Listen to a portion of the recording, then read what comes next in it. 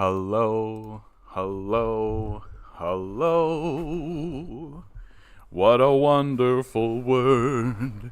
Hello, hello, hello, hello. It goes with you wherever you go. Hello, hello, hello, hello. How you doing? I'm glad you're here. Hello, hello, hello, hello. I'm going to miss Robot John. Well, too bad, Compton. Robot John is dead. Sorry about the technical difficulties, guys. I can't control these things. You know, sometimes, nothing changed. I changed not a single setting, and sometimes you just need to reset the old system and start anew. Oh man, I wish I was making so much money that I could hire somebody to do all my technical stuff, to just take care of all the technical difficulties that are going on. I'm so thankful. I was saying before, when I was muted, and I'd like to say it when I'm not muted. I'm so thankful that every single time I hit record, that there are people on the other end of this thing that are actually listening. That sometimes I get into this absolute sense of despair or sense of senselessness. But the moment I hit record, and just knowing that there are people out there who are actually listening, who actually care, who are actually, and to think that, like, the only thing that's really, like, I shouldn't say the only thing, but like, I believe that this thing can keep growing. I believe that this thing can keep growing, and I believe that it can continue going, even though we have so many forces aligned against us, right? Even though the sound even though the system is aligned against us in order to continuously push back and to silence voices such as these. I believe that it's going to continue growing, and I believe it's going to continue going. And I say that even though, like, the channel is in a decline. Like, we are declining as a community. That's just the truth of it. Like, financially, we're declining. Viewership is in decline, right? And it's for obvious reasons. It's for all the obvious reasons, right? They shadow ban us. They chased me off of TikTok. They're going to continue chasing us off of platforms. And all I can do is just continue making content and just keep doing it. And keep doing it. Yep, 1710 subscribers. That's right, Oddity. That's right. And just keep going. And just keep going. And just keep going. And we just keep moving. But the thing that I think that I need to reiterate, even as I say these things, is to remind that the people who watch seem very, you guys seem very dedicated. Like, I have like a core, which is really cool. It's really cool. It's really cool. So I'm just, this is the long-winded way of me saying I'm very happy that you guys are here, and thank you for being here. Thank you for choosing this as your port. I know that there's a lot of places, and there's a lot of people that you could be listening to, and there's a lot of podcasts out there, and there's a lot of voices to listen to. And I'm just so grateful that mine is the one that you've chosen to be a part of. I'm constantly struck by it. I'm constantly struck by it, that even though sometimes things seem senseless and even though things seem absurd, I'm just so grateful that each and every one of you is taking the time out of your day or choosing to include me in your day. If I know many of you listen at work, which there's a great irony in it. I love that idea that you're listening to this while you're at work. So I'm quite pleased. Thank you so much. Yeah, I feel like I've been doing this for a little over a year now, Rusty, and I feel like you've been around since almost the very beginning. Your show is both informative and therapeutic, knowing that I'm not alone. Yeah, I think that's really what it is, is that, and I'm not trying to bullshit anybody. No, Cotton, I have actually a good question. Well, Cotton, a rarity indeed. We hear China is doing a lot to fight climate change, and so is Brazil. Why has the world not demanded the USA change their ways in a measurable way? I just think that it comes down to leverage, right? What are we supposed to do, right? Kind of carelessness is genuinely a global national security threat. What's going on? I just don't think, like, what are we supposed to do? Like, what is China and Brazil and all these? Like, they can't make any demands. I think that's the big thing, is that, like, China and Brazil and Saudi Arabia and all of these places, like places throughout Europe and all of this, like, we can do what we need to do, and we can even get together and make agreements amongst ourselves, and they can make agreements amongst themselves and all of this. But, like, what are you going to say?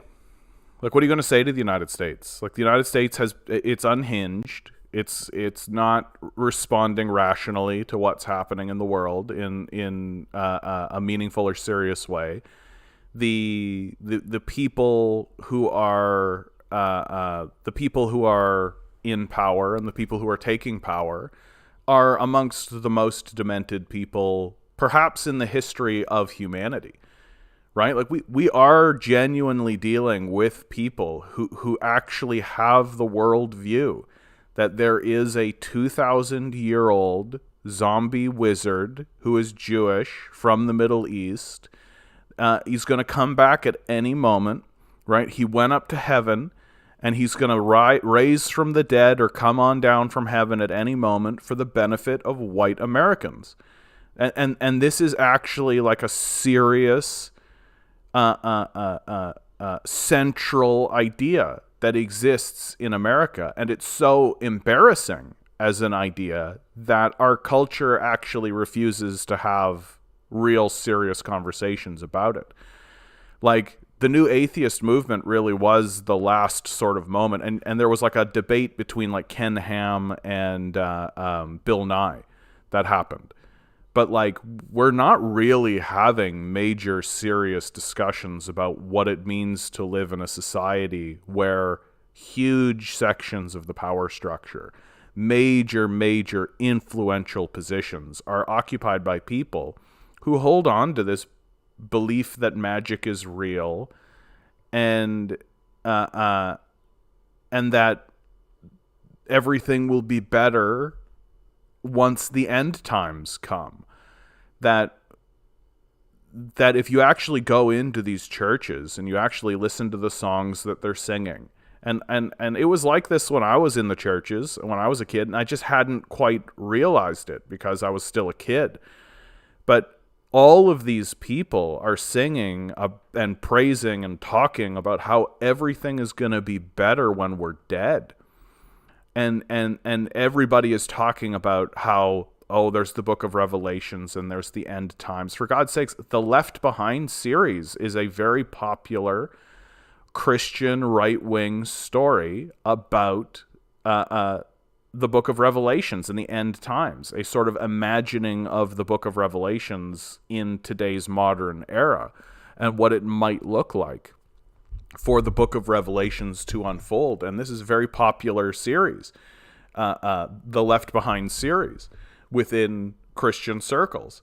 And this is something that people believe and they hold on to, that the end times is upon us, the apocalypse is coming, and it's good because it means that Jesus Christ is going to come back and all of this is going to get sorted out, right?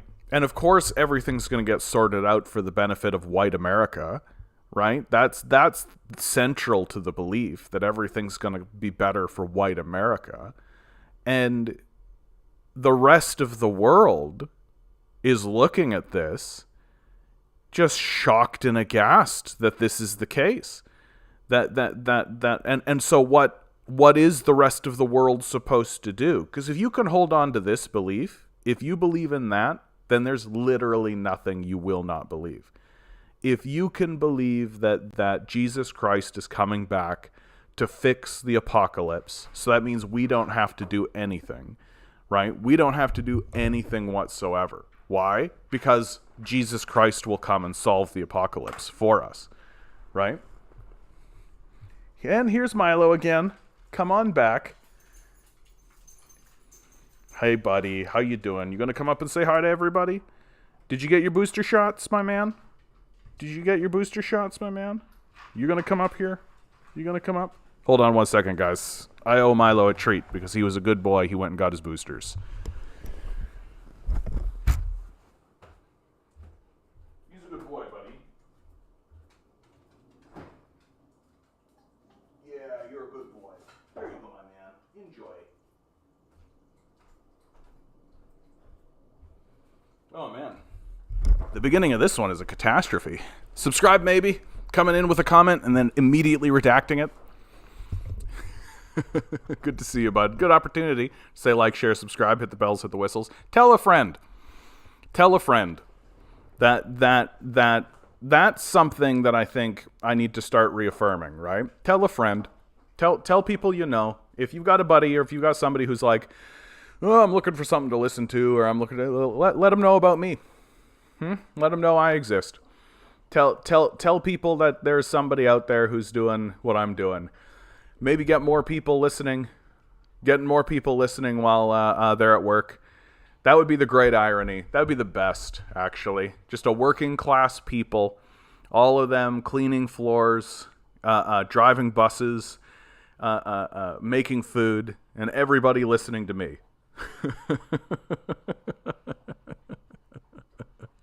That for all of the technology, for all of the digitization, the number one way that organizations grow is still word of mouth. It's still word of mouth. And so I'm not only encouraging you to like, share, subscribe, organize locally, all that, but tell a friend I exist. Let people know. Let people spread the good word. Spread the gospel of John. The gospel of Jonathan, I guess I should say, because there is a gospel of John, and I don't want people to get confused. Yep. Oh, yeah, and so what omnicidal tendencies. Did you see on World News, the U.S. said no to climate reparations to underdeveloped and developing countries? Yeah, are we shocked? They're not doing reparations for slavery. Like, come on. Like, they're not going to do reparations for anything. They will never apologize. There will never be, like, they'll apologize. There'll be a moment where they stand up and be like when Obama stood up and was like, hey, Japan, sorry about dropping 2 nuclear bombs on you. Sorry about dropping a couple of nukes on you. Our bad. Yeah, we went a little too far with that. We went a little too far with that. But are they going to give Japan money? Right? Are they going to give Japan access to any kind of goods? Right? No. That's not going to happen. And it's going to be the same with climate change. Just as it's the same with slavery, just like it's the same with every one of these issues. America and the rest of the world doesn't have the leverage to make them do anything. Which is why the solution to a lot of the things that are going on is to just isolate America, right? Because you can't negotiate with these people. And it is more and more becoming obvious that it is the people. Like, there's this great narrative that goes around where people say, I'm against the government, but I'm for the people. I'm not for the people. not these people. I shouldn't say that. That's such a mean thing to say. Like, but we are in the thrall of a dead and dying culture that has reached an absurd kind of status.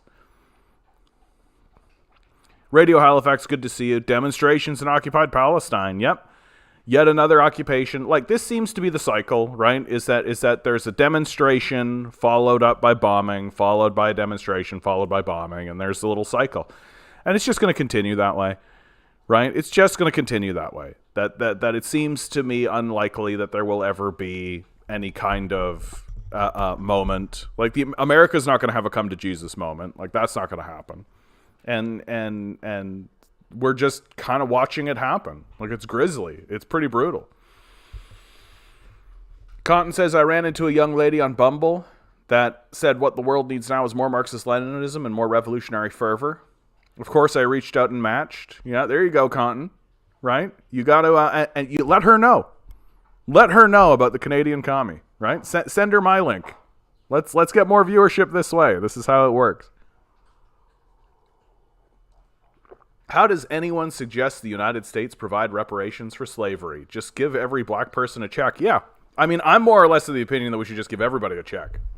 Like, you guys know me. Like, I feel like we are in this sort of... we're in a position where we need a massive redistribution system, right? Right? We need a massive redistribution system. And here in Canada, for example, in Manitoba, Manitoba is a place where there has been, like when we talk about here in Canada, there's truth and reconciliation, right? There is this truth and reconciliation moment and movement that happened in Canada. And it happened underneath the Harper administration. That when Harper was in power, that he was the one who went and met with First Nations group for the Truth and Reconciliation movement, and then that kind of got adopted and passed down to the Trudeau administration, who frankly has ignored it. Like they did what all of these politicians do, which is they do lip service. But Manitoba, my home province, has actually done serious things in order to say, no, like the 60s scoop was utterly illegitimate, a crime, no doubt, that we had the RCMP along with Catholic priests kicking in people's doors, First Nation people's doors, and kidnapping their children. That is something that was happening in the 60s, that the last of the church-based institutions that existed that were doing this were closed. The last one was closed the same year The Lion King was in theaters. Okay? Like, this is very, very recent in our collective memories. This isn't something that you can hand wave away and be like, oh, it was so long ago, why don't you just forget about it? And usually the people who are saying that are also saying things like, never forget the Confederacy, an institution that was alive for 4 years. Well, that lives forever. It's our history. And so what the governments of Manitoba, including conservative governments of Manitoba, have been doing is they've literally just been giving these people houses, and they've just been giving them money, because there's this understanding completely that the government was kicking in people's doors and handing children off to churches. Like, this is an absolutely vicious period of time in the in the history of Manitoba. That's very, very, like, literally it's going on at the same time that the Beatles are touring. Like, this is how recent this is happening. And if we want to actually say, if we actually want there to be some kind of real, actual reparation, some kind of real truth and reconciliation, it has to be material. It has to be material, right? It has to be material. And if we don't actually make it material, then it's a wound that will always and continuously fester. It will always be that way, right? Even based on the symbolic nature of the gesture. That in Manitoba, because the material conditions of the people are being redressed, and because there is a material solution that's being put on the table, it has actually calmed the stress or the fracture that exists. That there's an acknowledgement. And it's that acknowledgement. And it's not enough to just say, man, that sucked. It's not enough to say that there has to be, you've got to put real skin in the game. You've got to really put real skin in the game. In the United States, especially given the extreme racist nature of the United States, it's a much more difficult situation.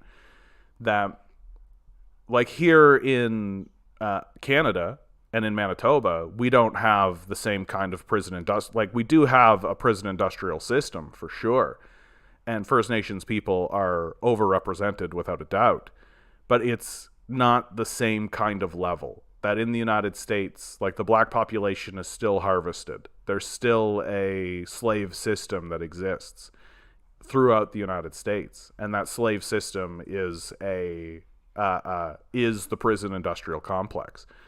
That you go into, C.R. Strifey. Is it that they commit more crimes, or is it that there are more cops looking for crimes in their neighborhoods? Right? Is it that they commit more crimes, or is it that they live in poverty and so that they're forced into doing more crimes? Like, this sort of very one-to-one sort of idea that, well, black people do more crimes, therefore. Well, is that the case, or is it that the crimes of a wealthy white population are largely ignored? So a very clear example of this is marijuana. So before marijuana gets decriminalized here in Canada, like, a wealthy white kid is not going to jail for marijuana. Like, it's just not going to happen, right? If you are a wealthy white kid and you're in your parents' car and you're smoking a spliff with your friends and a cop knocks on your door, right? Like, you might get a misdemeanor, do some community service or something, but you're never going to go to jail. Like, you're never going to do hard crime, right? And it's very unlikely that it would actually ever go to in front of a judge. Like, it's very unlikely. Yeah, you would get a slap on the wrist at best. And there's this narrative of we'll scare them straight, right? The cops will, like, this is a very serious sort of thing and all of that kind of stuff. Well, there are people in jail, and those people are predominantly people of color, right? There are people still in jail here in Canada, and for having marijuana and for using marijuana, right? And so there's a tiered system. That the laws don't apply to certain groups the same way that they apply to other groups. And this is because of the nature of the history of these countries, right? Social determinants of what leads to crime don't dictate who gets arrested and imprisoned, and it shouldn't. You're talking about Trudeau government solution, just bail them out, then they reoffend. So social determinants of what leads to crime don't dictate who gets arrested. I just think that's, like, observably false. Like, it's obviously the case that there are social determinants that lead to crime. Like, why do people steal? It's because they don't have. That there are possessions and they don't have those possessions. That they need to provide food and shelter for one another. Like, we're living in an environment now where food bank usage has tripled in the last 3 months, where it's becoming like 1 in 4 people are not able to pay their bills. I mean, Bernie Madoff was involved, yeah, and what happened to Bernie Madoff? Right? Like, did he go to a federal prison? Is he in a federal penitentiary? Right? He steals billions of dollars, and his crime would be considered a white collar crime, right? Well, everyone's got this kind of stuff, and I think C.R. Strifey's working through it, and we're all working through it, and so we should. I'm just glad that C.R. Strifey is choosing to have these conversations with me, honestly. Hey, Snake, how you doing, bud? SVBG, good to see you, bud. And this is the truth. Like, we do need to have, like, one of the things that I'm really starting to see, or I shouldn't say starting to see, or I'm starting to accept in myself, is that if I'm going to do this, then I can't just yell at people. I can't. Like, there is a little part of me, honestly, and I'll be honest with you, Sierra Stripey, there's a little part of me that just wants to kind of scream my head off. But I don't know that that's going to be helpful. If we think we have one more progressive policy here, we end up like San Francisco, New York. You just can't give everyone a victim status because of their skin color. No, I think what's gone on more or less in this conversation is that we want to have it's how neoliberals operate, right? It's how neoliberals operate, and that they want to turn class issues into diversity issues. And that as long as it's kept into just strictly the conversation of diversity, then the power structure is fine with that, right? Like that's why Martin Luther King was permitted to act the way that he acted, because he kept things within the conversation of black people versus white people. Same thing with Malcolm X. That it was only when he started talking about class and when he started talking about economics, that's when he had to be assassinated. That's when he had to be removed from the conversation, right? And, but what happens, right, is that people who stand against these sorts of things are actually playing in to the narrative, right? That as long as the narrative remains exclusively about race, then you can see your class ally as an enemy. Then you can see the people who should be on your side and who you should be on the side of as your enemy. And you can, as the power structure, constantly create antagonists and wedges within the proletariat and have them fighting against each other. Because if you say, let's give reparations to black people, well, then you have sections of the white population who are going to stand against that, right? And you can drive wedges and you can create negativity between them. Sierra Strifey, I strongly advise that I'm listening to a book right now, and I think that it's a book that everybody should listen to. It should be taught in schools, frankly. It should be taught probably at grade 9. And that's The People's History of the United States by Howard Zinn. Something that I had listened to when I was maybe 20, but now I'm going through it again, and I'm like, yeah, this is seminal. It's very, very important, I think, that people understand, because far too often I think there is that people don't really understand, like, what's actually going on with their own history. I think people don't really understand what their own history looks like, and they don't really understand the how we got here. That things exist in an abstract sort of space. And a book like The People's History of the United States by Howard Zinn makes it no longer abstract. Takes that abstraction, takes that sort of imagined idea of what is going on, and actually makes it something that's real, puts it on the ground.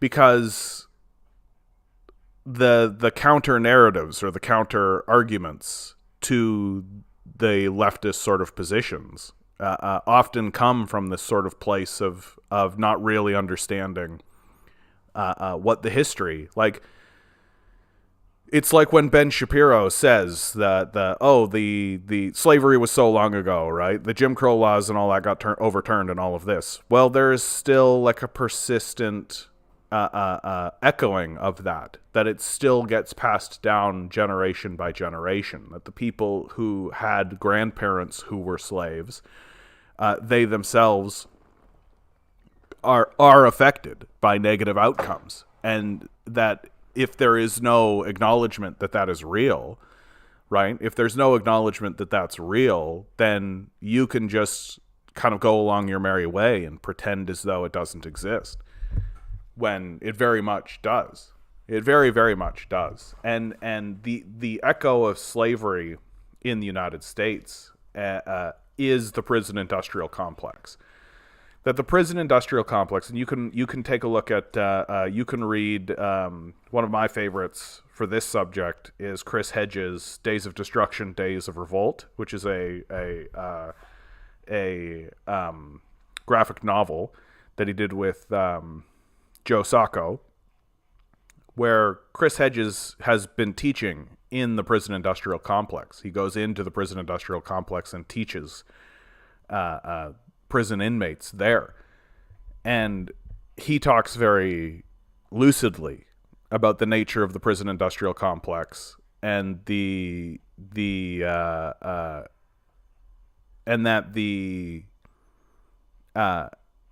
and that it is a continuation of the system of slavery. That the 13th Amendment in the United States permits slavery for prisoners. And so what the Americans have done is that they have erected a prison industrial system that victimizes neighborhoods and victimizes communities. And at first, those communities were primarily the ghettos, right? Black communities that were forced into existence through a process called redlining, where huge communities were essentially forced into poverty. And big surprise that the communities that were forced into poverty were primarily black communities. And now that's beginning to expand. That you're also now having poor white communities, the people who we would call white trash, right? And these systems of control, these systems of poverty, have been created on purpose.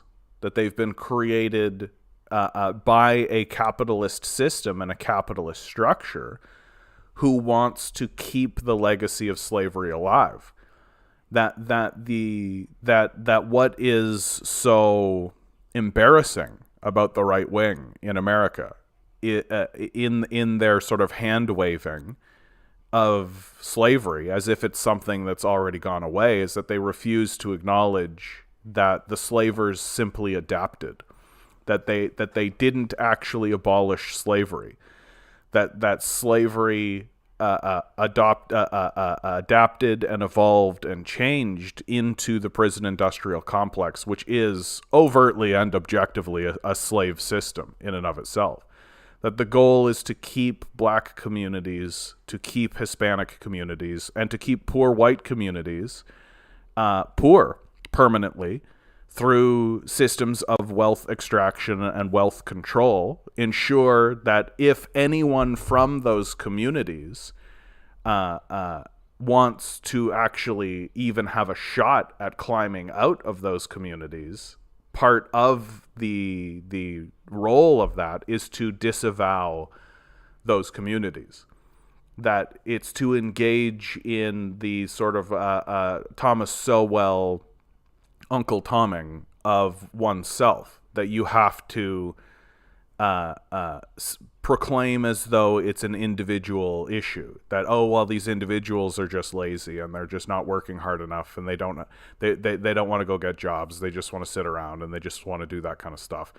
And the one out of every 100,000, 200,000, 1 million people, the one person who actually manages to climb out of those conditions, well, part of the climbing out process is to reaffirm the system of white supremacy, is to affirm that system of white supremacy as a positive, as a natural good, and to disavow its victims. That's how you climb out. And if you don't do that, then you don't climb out. And it is that straightforward. Like if you attempt to fight from the position of the oppressed instead of the oppressor, then you don't climb out of it. Then you stay in the position of Martin Luther King, and you stay in the position of Malcolm X, and you stay in the position of poverty. You stay there. And we've seen what the power structure is willing to do to these people. Like to pretend as though, like, Martin Luther King was assassinated by the FBI. Like that's just true. And Malcolm X was assassinated by the New York City police. Like, these are just true. And if they wanted to have become wealthy individuals, if they wanted to have joined the academia and become serious people on the side of capital and on the side of white supremacy, then they would have needed to disavow their own communities. That's part of the job. That's part of the role. I mean, you can see that with a figure like Thomas Sowell is exactly that. That's exactly who he is that he exists in order to disavow the victims of the system of capital, and to pretend as though there isn't a long legacy and a long history that that is still going on, that the system of slavery never ended. It just became something different. It just became known as something different. That they adapted, they changed, and that sure, it's no longer the case that a single individual can directly own another individual. Like I, Jonathan, cannot own Adam as a person, right? But instead what they've done is they've created markets and they've created systems, and and those systems have become more sophisticated. And that if you are part of the ownership class, if you are part of the system of ownership, and you are in that class of owners, well, then you are an owner of a market. That you don't own an individual, but you're part of the owner of the market. You're part of the owner of the system, the labor market. And once you understand that this slave system, this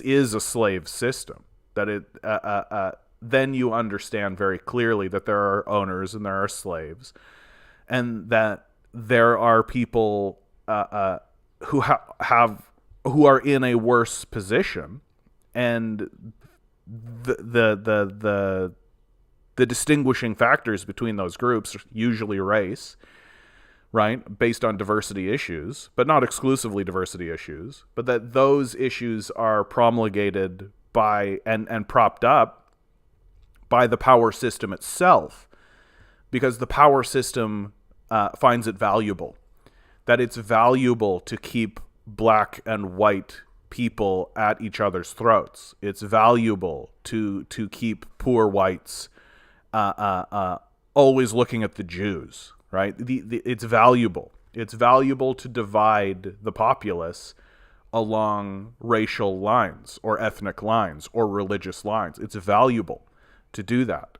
And that's why it's important for big, large-scale organizations and propaganda systems like Disney to constantly put these forward, even if the message is we should be nice to one another and we should be good to one another.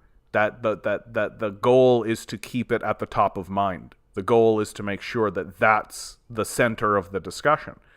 That the center of the discussion should be black reparations and not reparations for the underclass, for the proletariat, right? That way you keep people at each other's throats, and that way you keep people bickering amongst themselves about something, right? And even if it went through, even if it were to occur, that we all did finally get together and we all did decide, you know what, slavery was horrible and there is a continuation of slavery in the society, and black people are highly overrepresented within the prison population. Well, we've got to do something about this, so let's give them money and reparations and all of this. Well, that's not going to resolve the system of capital. That's not going to resolve the system of wage slavery. That's not going to resolve the prison industrial complex, the system of slavery that exists there. That's not going to resolve any of that, right? It is fundamentally going to mean that certain communities will have material capital. But if all you do is give them money, well, all of that money will just go right back into the capitalist class. So it's not going to resolve anything, right? That you can fundamentally be in favor of something like reparations, but simultaneously, you need to acknowledge it's not actually going to resolve anything, because the money will just go back into the pockets of the system of white supremacy that exists in this country. America is a slave society. It always has been a slave society. It was founded by slavers. It's owned by slavers who are constantly trying to find ways to reinvent slavery in an effort to ensure that everyone else does all the work and they do none of the work whatsoever. And that, and once you understand that, that this society is owned by slavers, for God's sakes, Elon Musk, one of the wealthiest Americans, his father literally owned emerald mines in apartheid South Africa. Like, it doesn't get more, like, do we actually literally need to be like his father was a cotton plantation owner? Like, does it need to be so on the nose? Does it need to be so on the nose? America is absolutely a slave society. Like, absolutely it is. Without a doubt. Like, without a doubt. Like, it takes a massive, enormous propaganda system. An enormous propaganda system to convince people that they are living in a free society. And it is an enormously successful propaganda system that has convinced people who sell their lives away for food and shelter, wage slavery or racial-based slavery. So the actual system of slavery that exists is based on economics, and that the racism aspect of it, which certainly persists and certainly exists, is also within that those two exist simultaneously, that there is a system of wage slavery, there is a system of prison slavery, and then there is also just the maintained system of racial poverty that leads to a disenfranchisement of both. That black people in America are well overrepresented within the system of prison slavery, and they're simultaneously overrepresented within the system of wage slavery. And that is largely because of the legacy of black slavery. That imagine living in a society like during the colonial period. If you were a black person, you were a slave. Like, it's as simple as that. That your skin color determined your status as a person in the society. Like, that's something I don't think people actually really think about. That not that long ago, if you walked into a room and you saw 3 white people and 1 black person, you just went, that's a slave. And that's just understood.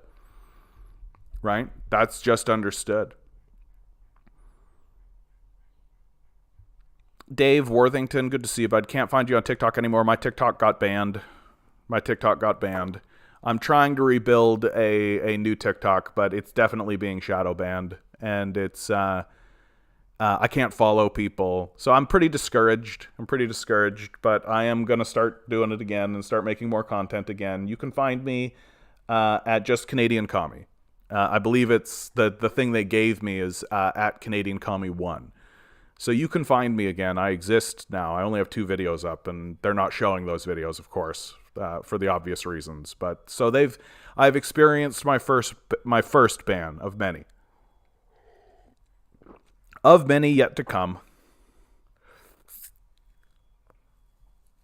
Why do people from Africa keep migrating to the States and here? Because everybody's attempting to, like, the system of propaganda that exists continuously sends out a beacon to the rest of the world that this is the land of the free. This is the land of the free, right? And people are susceptible to this. Right, people are susceptible to propaganda systems. And of course, we are now seeing lots of articles that are coming out. I don't have it at my fingertips, obviously, but we're starting to see lots of our articles that are beginning to come out that are showing that people will migrate here and then immediately regret it. Say that the propaganda system that they were put into, that they were told to believe, wasn't true. This isn't the land of the free. Right, that you'll work a full-time job and you won't be able to pay your bills is what's going on now, and so people are susceptible to systems of propaganda that they'll be living in a country that is full of poverty, right? Because they are also experiencing the negative consequences of the colonial era, right? And they themselves are experiencing the negative consequences of living in a society that was pilfered by European settlers, and where if they attempt to get anybody in power to actually do something, those people are overthrown and cooed, right? Like Thomas Sankara jumps to mind, Gaddafi jumps to mind, right? But that if you actually get leadership in your country, in your African nation, that attempts to actually do something for the benefit of those people, then they get killed, right? And so people see these systems of propaganda. They see the pictures that they're given, and they think to themselves, well, why not go to America? Why not? It'll be a grand adventure at the very least, right? And they've got nothing where they are, right? And there's no hope that there is going to be an improvement. And so this has become a baked-in system of itself, right? That the American system, you see this with the temporary foreign worker system here in Canada, that we go to overseas nations and we go to other nations, we destroy them, right? We help America destroy them. This creates a refugee crisis. And so we've created a system by which we can take these refugees that we're largely responsible for creating and give them promises of a better life in our nation if they'll just come up and do some work. And then, of course, they get here and they find out that the temporary foreign worker system is another slave system, right? That the people who are within the temporary foreign worker system are calling it a slave system, and they're saying that they're being abused, and the conditions that they're living under, like literally, they're bunking 10 to a room. This kind of situation, like and so people are being forced into, and people are being forced to make the best of a bad situation, right? That's the bottom line. Is that when you have to choose between a series of bad decisions, you try to make the best of the bad decision. You try to make, and some people will just ultimately make any decision. That the decision they're making is not based on what's good or bad or any of that. It's just making any decision whatsoever. And a lot of times people are not making decisions based on like game theory thinking or something, right? They just want to get the fuck out. That anything is better than what they're doing, right? That one of the pieces of advice I have for suicidal people, because I encounter these people all the time, people who are, especially in the millennial era, right? Like people who are suicidal. I say to them, like, if you are actually legitimately suicidal, like if you've got the gun, like if you're actually planning this, right? Then just go somewhere else. Go literally anywhere else. Think about the place that you've always wanted to go to and just go there. And then if you get there and it's still the same, then do it there, right? Just get it done there. But if you're living in an African nation and you've got nothing, right? I mean, sure. Like if 10 people take a risk, some of them are going to have a payout. Like it's certainly like, this is the truth. Like you're not 100% wrong about that, right? But to pretend as though that happens for everybody, and to pretend as though that's even the majority narrative that happens, like, and big shocker, like, this place that is not a war-torn country is better off than a country that is war-torn. Who's responsible for making it a war-torn country? Like, so it's like these arguments that you're putting forward only make sense if you refuse to take a step back and look at the larger picture, right? They make sense in a very sort of like, I'm standing on the street looking at a side of a building sort of a perspective, right? That I'm only looking at things through my own eyes, right? And it's that, yes, I imagine that people who are living in a country that are being bombed by the United States have a better go of it in a country that is not being bombed by the United States, and that would be the United States itself. Like, yes, I imagine that would be the case. And it's not a...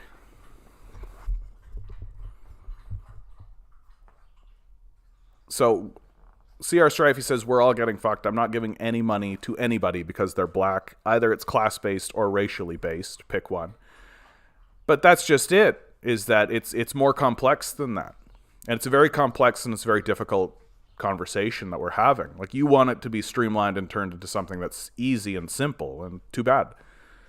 Like, too bad. There's a massive history of black slavery in the United States. To pretend as though that has been resolved, I think, is not serious. Like, one of the major things that was pointed out to me recently was, unlike South Africa, the white power structure has never given up power, that it's never lost power, right? Like, the promise of Obama, like the thing that I think really created this sort of hype around Obama as the first black president, was this idea that the white power structure is going to lose power, that there's going to be a moment where black organizations and black communities are going to be able to actually take over the halls of power and be able to draw up legislation from that position, like what happened in South Africa. That there was a moment in South Africa where the white power structure was no longer in power. But that's never happened in America, right? That's never happened in America. That it's that the legacy of slavery, that the people who are the grandchildren of slavers, right, the people who are the grandchildren of plantation owners, are still the ones who are in power, and that legacy persists and continues in America, and you can't just shrug and say that it doesn't exist. Like, I mean, you can, right, but it doesn't make you a serious person. Right? It doesn't make you somebody who is actually genuine about the issue or about the situation. That the legacy of slavery persists in America, and it's very real. And there are very clear examples of it. Very, very, very clear examples of it persisting. That it's not just as simple as saying "buck up," like put up your bootstraps. And I'm more or less of the opinion. I am more or less of the opinion that we should be continuing to have these conversations based on class lines. That because that is actually inclusionary, right? That includes poor black people, poor white people, poor Hispanic people. Good day to you, Tinker. And we can't that the legacy of slavery in America is not going to be resolved by giving black people money. Like, that's just the truth of it. And I've already said this, that if we gave the entire black population money, well, given the structure of the society, all of that money would end up back into the pockets of the white power structure, right? So the issue, the real way that we restructure this is through class conversation and through class solidarity. That we empower the poor. It's giving black people money would only work in socialism, right? Which we have to actually have to resolve this issue first.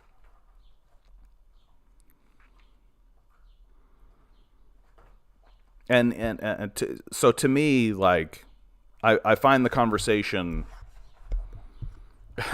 Dave, why do none of our institutions have any credibility anymore? Because they no longer work for the benefit of the people. That's the short answer, right? That's the short answer. That we are not actually looking at institutions who are attempting to feed and shelter the populace.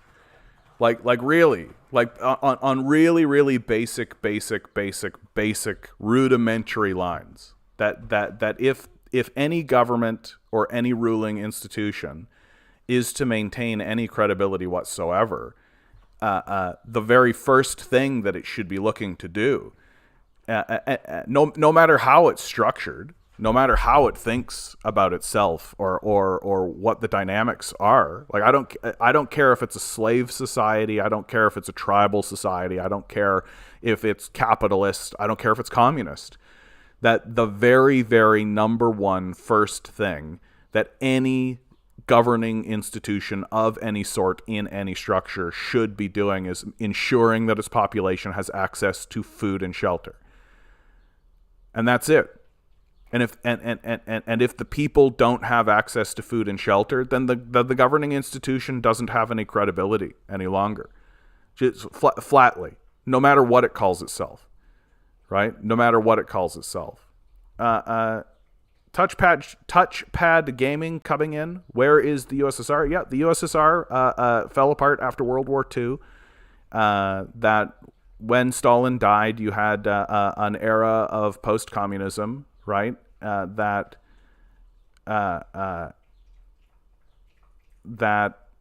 well, touchpad gaming, if you're interested in a serious conversation, we can have a serious conversation about it. But we don't really take like what you're doing very seriously. That you're from, so you're 90? You're 80? Are you? It pays to remember, bud, that we're not post-communists, right? Like we don't call ourselves post-communists. We call ourselves communists, and we believe in communism. We don't believe in post-communism. That the USSR. So okay. So your parents are from the USSR. What part of the USSR? Oh, we'll see. We'll see. Right?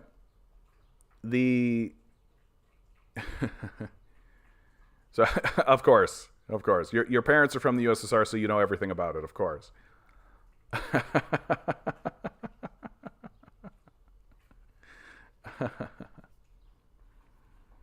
All of my great-grandpas died in World War II, so fighting the Nazis, right? Fighting against Western aggression, right? Fighting against the capitalist institution of the fascist Nazis as they invaded the USSR, right? Like, we know the history.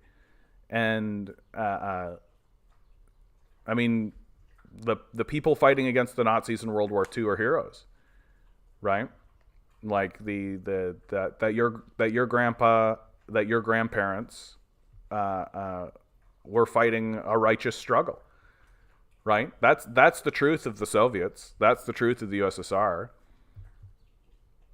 Oh, so you've fallen for this grift, right? That the communists and the Nazis are the same, right? Like that's become a more and more prominent grift. Coming out of the death cult, coming out of the capitalist side, because it means a victory for Nazism. That if the Nazis can convince you that the communists are just as bad as they are, then that's a victory for them. And that your grandparents died for nothing, right? That your grandparents were not heroes fighting against an enormous Nazi threat. How can you love a guy who killed millions, like millions of Nazis? Yeah, I'm really in favor of killing Nazis, dude. Like you'll find that I'm pretty hardline on this. That people, I'm usually in favor of that. He literally sent my relatives to gulags because he surrendered during Stalingrad. Right, so he defied orders. Right? Right? Like, come on, man. Like, what, you think the Americans didn't send people to prisons because they defied orders? You think that didn't happen? Like, this is very odd. What orders? What orders, then? Like, don't surrender at Stalingrad? Like, I don't think you're actually posing things very seriously here, bud. Like, nor do I think you're actually thinking about this very seriously.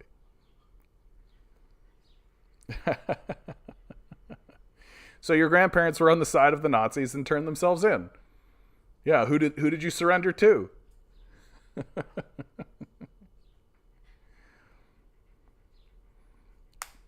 USSR was multi-ethnic hellhole. I mean, not according to any of the statistics.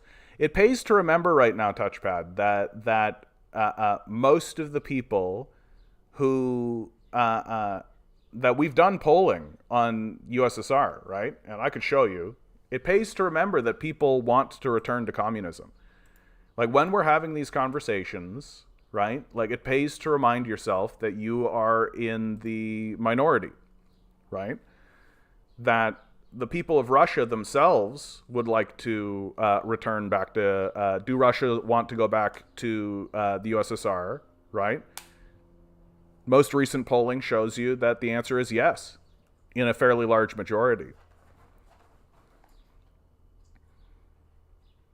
No, your grandparents dying in war is not funny, right? Your grandparents died fighting Nazis, right? That's quite serious, and that's respectable, right? They died for a good cause, right? The Nazis were a horrible, terrifying regime that they themselves admit to. Russia is a hell goal. I mean, it sort of depends on who you talk to, of course. They are faking to be right wing. So they're faking to be right wing and they want to be communist. I don't think that the Russians are faking what they're doing. I mean, the Russians right now are in a the history of Russia is actually really quite fascinating. That I don't think that they were faking turning to the right wing. The neoliberal period in Russia is quite serious, right?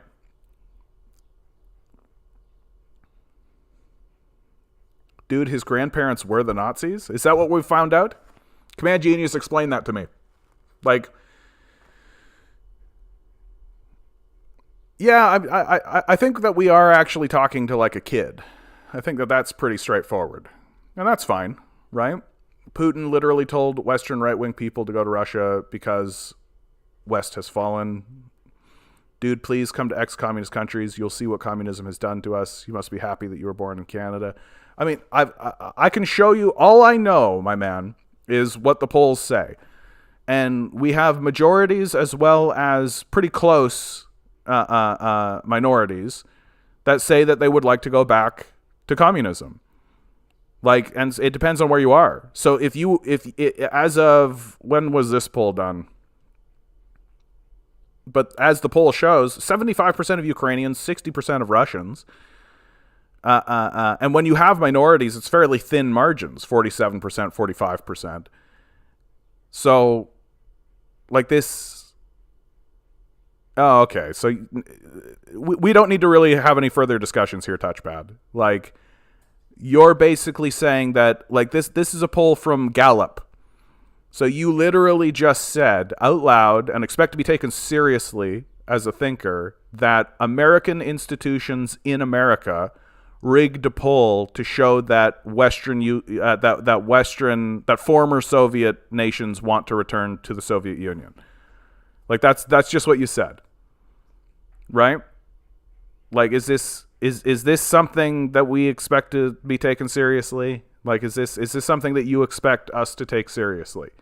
That capitalist institution Gallup is rigging polls against. Hold on. This is your point. This is what you said, right? That capitalist institutions, Gallup, right, has rigged a poll in order to say that majorities of people want to return to communists, right? Well, if polling institutions are false, because there's a bunch of them, right? And if one starts to give out false information, then they lose credibility and people stop using them, including capitalists, the capitalists that pay them, right? That the information that polls provide need to be reliable, or else what's the point of the institution in the first place, right? And so you're basically just saying, well, you can't trust anything. Okay, well, then you can just believe what you like then. And it seems like you do. Pretty straightforwardly. How can you trust? Because it's not black and white, right? Because I'm not a fundamentalist. Because I don't just say, oh, capitalist, therefore. Because I understand how the system actually functions and how it actually works and what the underpinnings of it are and what the incentives are. And the reason why you're having this discussion is because you can't confront the information seriously. And that if you actually think the information is wrong, then you have to provide evidence to the case. And you can't. Because no such evidence exists.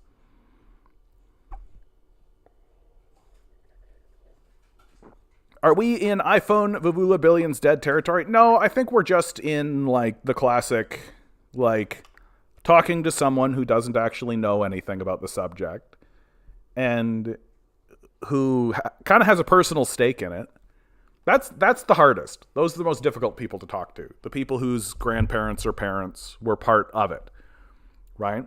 Because they have a personal stake in it. And they feel like they know something because they have a personal stake in it. And then you kind of unfold the conversation and you find out very quickly that like Command Genius is the one picking at this scab, so I won't bother picking at it. But like there's a big question, like who did your grandparents fight for? On whose side were they? What outfit did they wear? What outfit were they a part of? Evidence is that visit that country and see yourself. I mean, we can do that. What country do you want to visit? We can do that. Like what country? What country should I visit? Like you can go to YouTube. People walk around. So they were Red Army. Okay, great. So they were on the side of the Soviets. And then, as the narrative you said, is that they surrendered, right?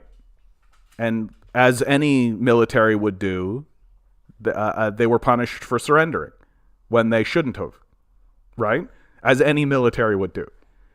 Like this is sort of what's odd about these conversations, is that we're expected to treat American military as sort of above, like, if you surrender in combat when you are told not to surrender and then you return, you will be punished. Like that's just how it is.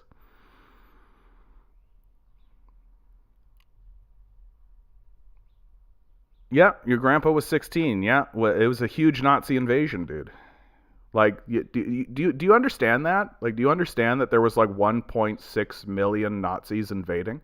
Like the most terrifying military operation that had ever been done in world history happened against the Soviets. Like the Eastern Front was very serious, right?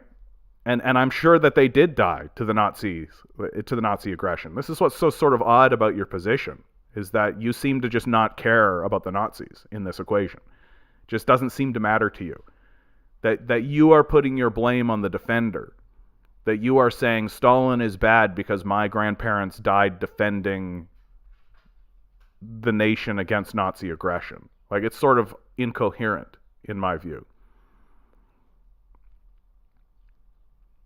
Like, I don't understand why you're blaming the communists for Nazi aggression. Like, that's sort of what's odd about this conversation. Like, the Nazis invaded the Soviet Union, and the Soviet Union is just as bad as the Nazis for invading. And I don't understand why you continuously bounce around, like why you're constantly trying to change the subject here. Like, the Nazis were the aggressors, correct? Like, what by what logic are the communists just as bad as the Nazis because they defended themselves? And look, I'm sorry that your grandparents died. Absolutely. They died as heroes, defending themselves against Nazi aggression, defending their nation against Nazi aggression, right? If you had a chance to live in 1950s USSR, would you go live in that time? You mean a war-torn country that had just defeated one of the largest, most aggressive, psychopathic nations in the history of the world? Probably not, dude. Like, probably not. Like, what? I don't care what your social structure is. Like, if you had experienced that kind of Nazi aggression, if you had experienced that kind of destruction of your nation, I don't care if you're capitalist, communist, tribal, whatever you want to be, right? It's going to be crazy. Nazis and commies allied, embarrassing, buddy, embarrassing. Like, let me guess, you're about to talk about the Molotov Pact, right? Or the what is that called, right? Like, that's an embarrassing statement, dude. Like, you should be embarrassed. Like, it's I know you're not embarrassed, but you should be. Like, it's an embarrassing thing to say. Yeah. Oh, you mean the agreement that Hitler broke, by the way, that Stalin and Hitler made with one another, that also literally every other European nation was making with Germany at the time? Literally every other European nation was making similar agreements, right? And if you actually look at the Molotov-Ribbentrop Agreement, you can see it's not an alliance. It's a non-aggression pact. That's what it is, right? That a non-aggression pact is not an alliance, right? How old do I think 14. I think this guy's 14. Yeah, non-aggression pact equals alliance. Yeah, right.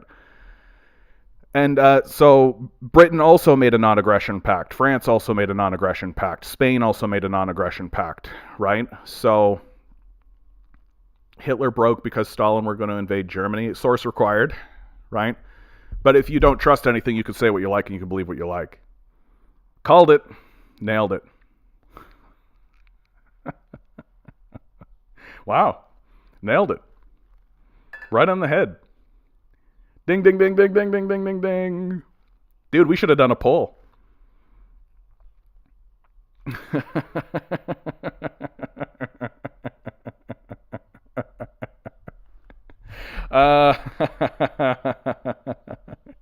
Just something about the way you're talking, Touchpad. Not necessarily the things you're saying. Not necessarily the things you're saying. But just something about the pattern of speech and the way that you're having this discussion.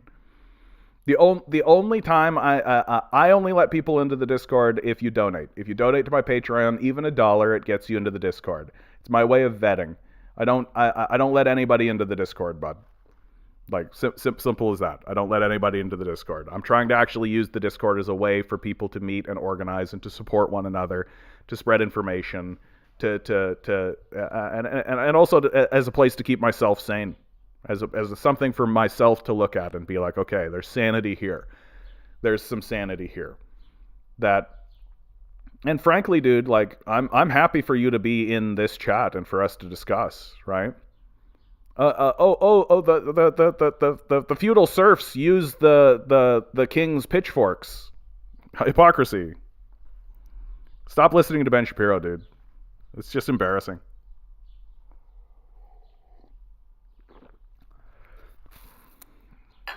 Like, oh no, we use the tools of capital because we have no alternative. Like, the hypocrisy. Interesting. You say you don't like the king, and yet you eat the king's grain. Curious. Like, yeah, capitalists don't invent things, they exploit the inventors. I think the question that you really need to be asking yourself here, Touchpad, like the real question that I actually think that you should really spend some time thinking about, that if you walk away from this conversation with anything on your mind, it should be this. Why do you think the Nazis, who are the obvious assailants and the obvious antagonists in World War II, are the same as the people defending against their aggression? Right? And what evidence do you actually have? What real evidence do you actually have that the communists and the Nazis are just as bad as one another? Because I really have to tell you, bud, from my perspective, that is an incredibly embarrassing thing to believe. It's incredibly embarrassing to believe that communists are just as bad as Nazis. Let's say this. Why was Nazis bad? Because they were portrayed as evil. So now we're into Nazi apologencia, right? We can literally read the Nazi literature, right? Like, did you know, Touchpad, were you aware that Nazis wrote literature? That Hitler wrote a book called Mein Kampf. Did you know that? In it, he talked about his intention to commit a genocide against the Jewish population. The first concentration camps he erected were communist concentration camps. The industrials, the capitalist industrialists, who supported the Nazis, which you can read all about in William Shirer's work, The Rise and Fall of the Third Reich. And, well, you're reading it. So you'll never find anything like that written in the Soviet Union. You'll never find anything like that, right? So the idea, I have to be honest, I am not opposed to people reading Mein Kampf. I actually think that people should read Mein Kampf, because then you get to see that the capitalist Nazis, who were capitalists, right, and that a figure like Adolf Hitler is the natural outcome of the system of capital. And you will never find a piece of literature like that. Stalin didn't write something like that. Lenin didn't write. Like, State and Revolution is not like that. Like, if you actually believe, Touchpad, if you actually believe that the Nazis and the communists were just as bad as one another, then where is the equivalency to Mein Kampf? Why is State and Revolution not like Mein Kampf? Why is the works of Stalin? Why are the works of Trotsky's? Right? The Nazis killed 27 million Russians? Yes. Like, yes. The Nazis killed 27 million Russians. Yes. Like, during World War II. It was an enormous bloodletting. It was a huge period of death. It was an enormous crisis for the Soviets. Like a huge war. Huge war. Isaac, good to see you, bud. Is the robot voice back? Did the robot voice come back? I'm a bit scared because we were having technical problems before. Is it back, guys? Let me know, okay? The few refugees we bring are the well-educated, use them as propaganda tool like Malala. No, it's gone now. I don't like that at all. I really don't like that at all. It made an appearance. Ugh, I don't like that at all. It's funny how capitalists only talk about the 6 million Jews, but 20 million died in the Holocaust altogether. Yeah, and the first concentration camps were communist concentration camps, because the reason why Hitler was funded by Western industrialists, by capitalists, like the reason why the war machine could function is because of Henry Ford, right? That Henry Ford was the one providing the engines for the vehicles for the Russian war machine.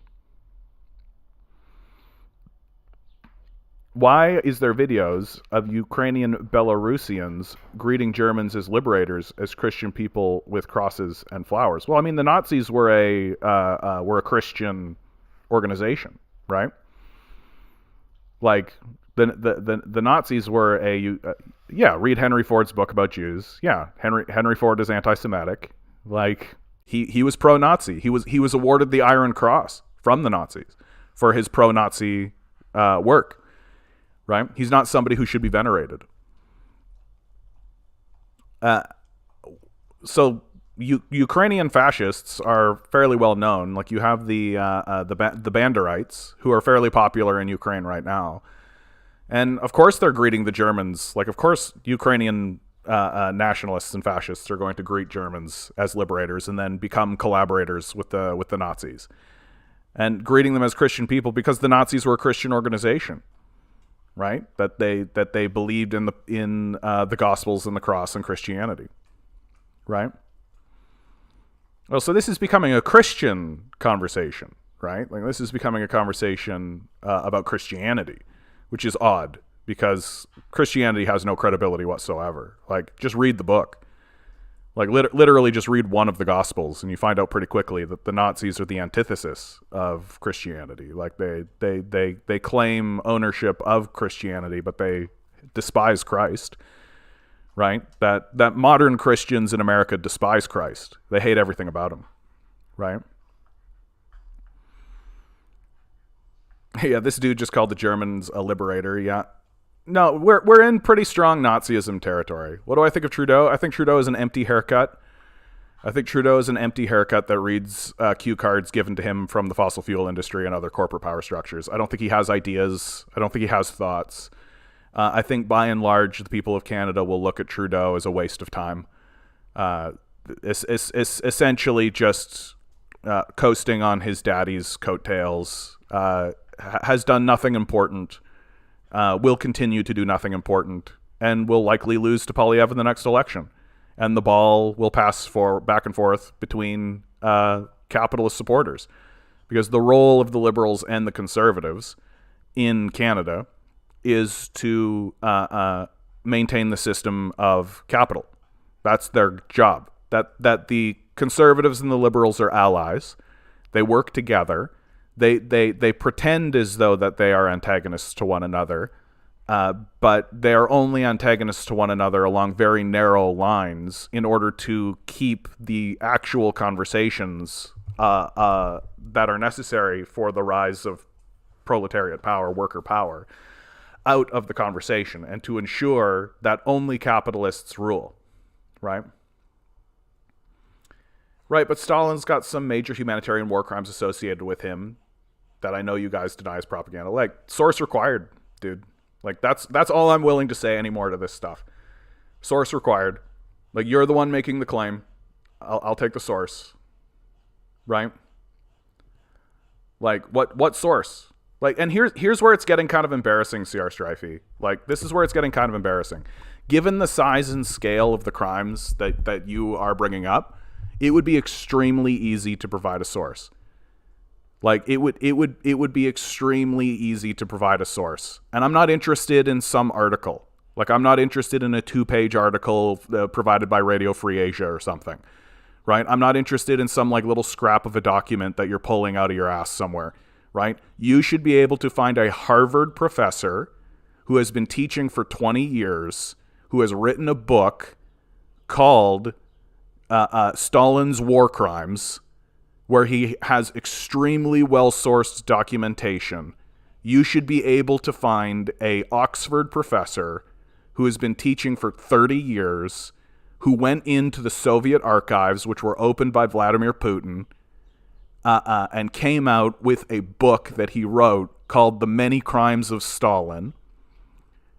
You should be able to find somebody from Berkeley. You should be able to find somebody from West Virginia, MIT.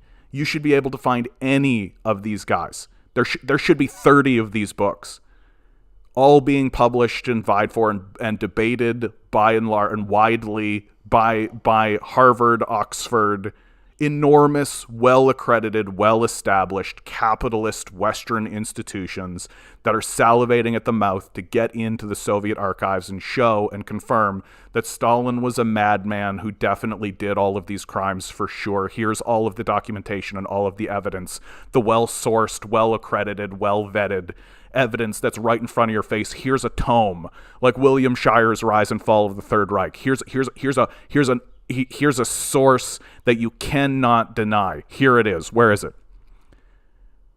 It should be easy to point to something. Instead, what do we get? We get Anne Applebaum, some just like third-rate ultra-nationalist hack who's part of the propaganda system, who literally these institutions discredit. Like, they literally read her book and she's like, no sources. This is just a lie. And they just throw it in the garbage bin. So I am getting to the point with these claims that if you're going to make such aggressive claims against somebody, where's the Oxford professor? Why isn't there one? It's a touch strange, don't you think, that these massive claims of literally millions of people dying, and there isn't a professor, not a single person, not an adjunct, not anybody. Not anybody. So source required, please. Like, forget about the system of propaganda. Forget about that. Right? Where's the Harvard professor? Where's the guy from Berkeley? Where's anybody? Right? Sorry, guys. I have somebody knocking on my door. Give me a second.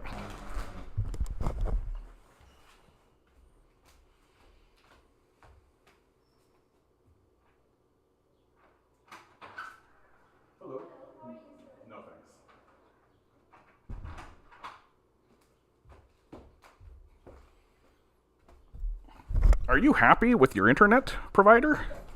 Are you happy? Are you happy with your internet provider? Milo, buddy. Milo, buddy. Milo. My great defender. My powerful and great defender. Now that the threat has passed. Now that the threat has passed. Now that the person has come and gone. Okay, sorry, I gotta resolve this, guys. Milo! They already came and they already left. you know that? You're terrible at this. Here we go. Milo, you're terrible. You're actually really terrible at being a guard dog. Did you know that, Milo? You're terrible at being a guard dog. That if that was a real threat, you're asleep on the job, dude. You were sleeping on the job, my man. What a character. What a character. Oh yes, nationalism, right? Like the first step. The first step. What a wonderfully ridiculous creature, absolutely. I thought finally maybe the CIA finally making their move. Nah, dude, like, I'm going to just get silenced. Like, that's what they're going to do. They're just going to deplatform me. Like, someone like me, like, I don't have millions of dollars. Like, I don't have a huge organization or anything like this. Like, I don't have any of that. Like, it's, so they're just going to remove me from these platforms is what they're going to do. I'm betting 5 Mao bucks this dude is going to cite the Black Book as a source. Yeah. Stalin was a madman. Source required. Like, based on what? Like, source required, please.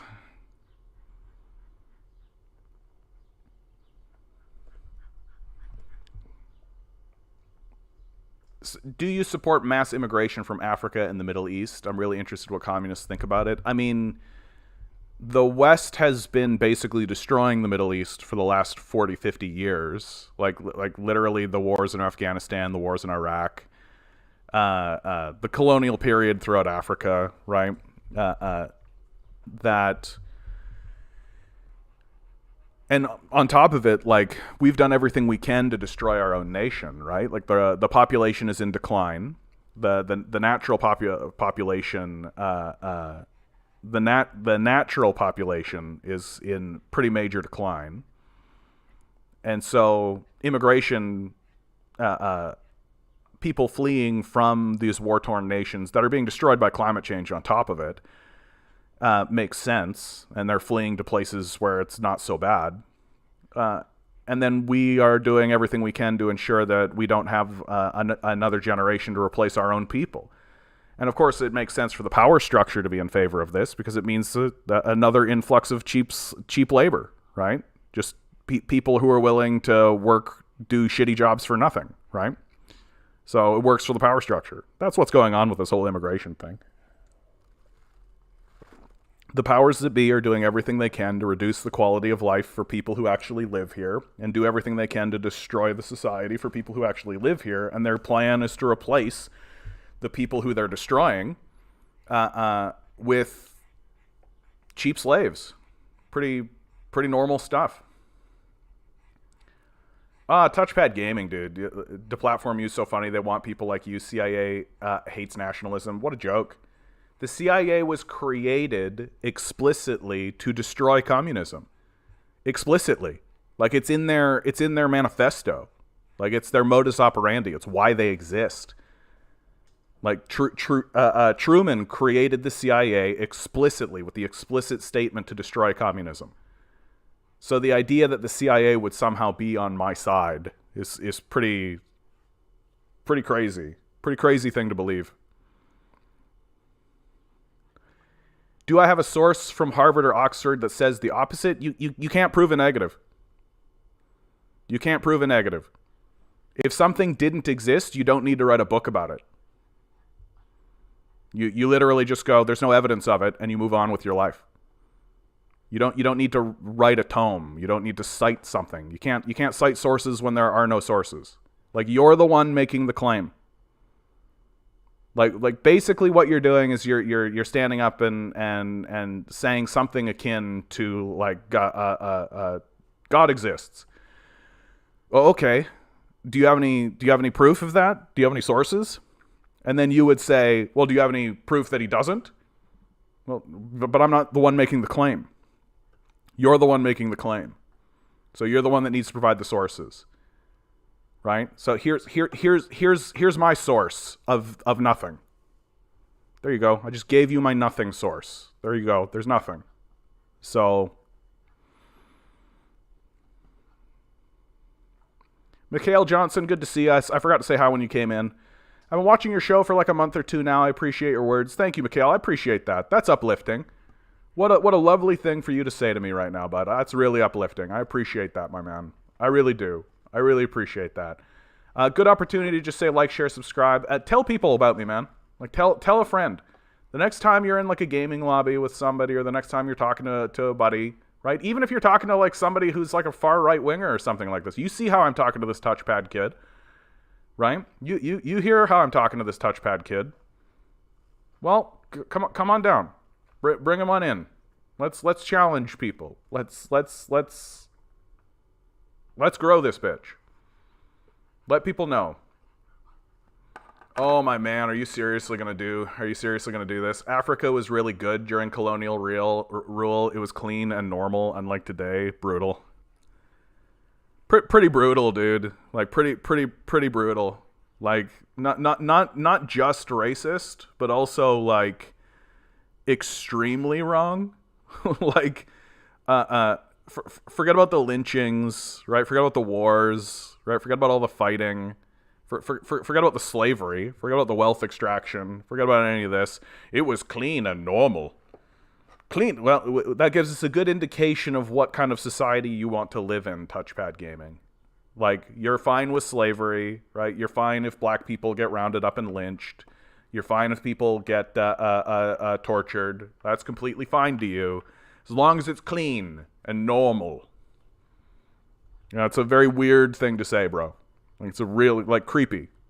Like, I really got to put that out there for you so that you understand it. Like, it's a creepy thing to say. Like, it's really, really creepy that you're just completely fine with, like, the enslavement of the black populations, the lynchings, the fighting, the war. It's really creepy. It's a creepy position to take.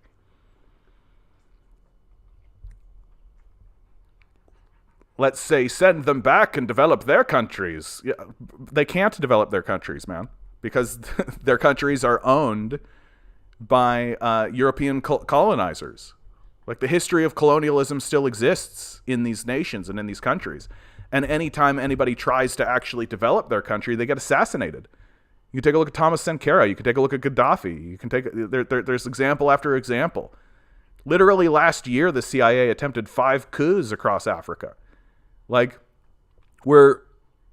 I just don't think you're thinking very seriously about this, right? I just think that you are like, you've got kind of like gamer logic going on, where like you actually think that these people are just like a number. Like, you played like Heart of Iron or something, or you played like Victoria or something, and you genuinely think that like, I'll just press the plus button and then more people will go there.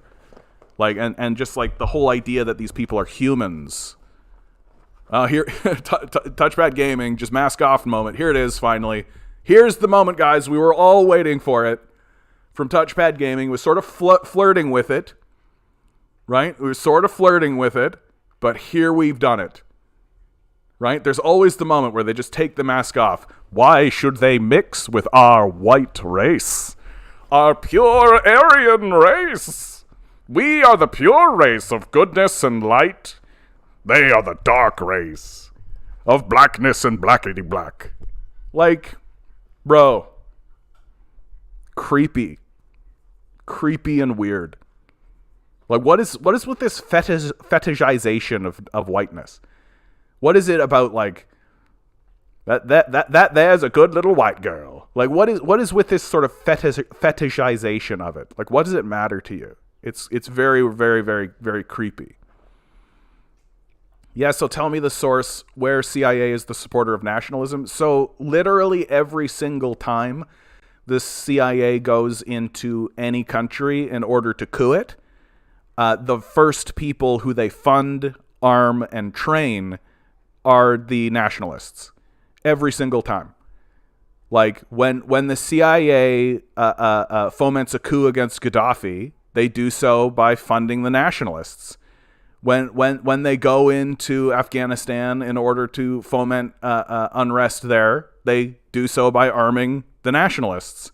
The CIA loves nationalists. They love nationalists because nationalists are predictable. They're predictable and reliable. That they have one goal, which is to use violence to seize power, That's the goal of all nationalists, right? To seize power and to use violence in order to seize power. And then the CIA arms and trains them and funds them and points them in the direction. Right? And it happens over and over and over and over and over and over and over and over and over again, to the point where to say that the CIA doesn't support nationalists or nationalism is hilarious. Like it's cartoonish. It's just a cartoonish perspective to take. Like I don't know how to articulate that any clearer. Like the CIA is itself a nationalist organization. Right? It exists in order to maintain the power and supremacy of the capitalist system, of the system of capital. Right? And it's explicit in that. Like, it's explicit in that. Like, that's the thing that's so funny about your odd little kooky belief system, is that the CIA, if you read their own documents, is explicit in its position. That it exists in order to protect the system of wealth and capital and to destroy communism. Right, which it does routinely, constantly. You've got the McCarthy period, for God's sakes. You've got the blacklisting, for God's sakes. You've got the war on drugs, which was a war against the Black Panthers and the hippies. You've got the bombing of Laos, Cambodia, Vietnam, you've Korea. You explicitly stating we are doing this to staunch the spread of communism. Like this idea that CIA is somehow anti-nationalist. Like, what? Like, what are you even talking about? Like, maybe they say it in public so that people don't realize that they're like a pro-Nazi organization. But another view of Stalin. Yeah, that's what's the name of that? The Dark Horse. Another view of Stalin. Yeah. That there is literature that's out there. Like there is literature that is like pro-Stalinist, but like we're really talking about what academics? C.R. Strifey. Like, name names. I don't know why you don't seem to be capable of this. Like, name names. Like, it's because anytime anybody does this and follows through on this, we just find out that they're a CIA asset and like a kook, and we find out that their sources are Radio Free Asia. Like, if I'm wrong, it should be easy to show me I'm wrong, right? And that the reason why I say the things that I say is because I'm not wrong. And like saying do a Google search, no. Name names, 2 words, because I can give you like Grover Fur, right? There's 2 names, like there's a word, right? I can give you Oliver Stone, like we can find people who are generally pro-Stalinist, right? But like, if you're going to actually stand in front of me and say that this guy was a genocidal madman who intentionally murdered people in his society, source required. What's the name? And just because you live in a society that's highly drenched in CIA propaganda, and that they've got propagandists who are drenching your ears in propaganda all the time, doesn't mean anything. What's the name? Like, I don't know why it's like pulling teeth with you guys.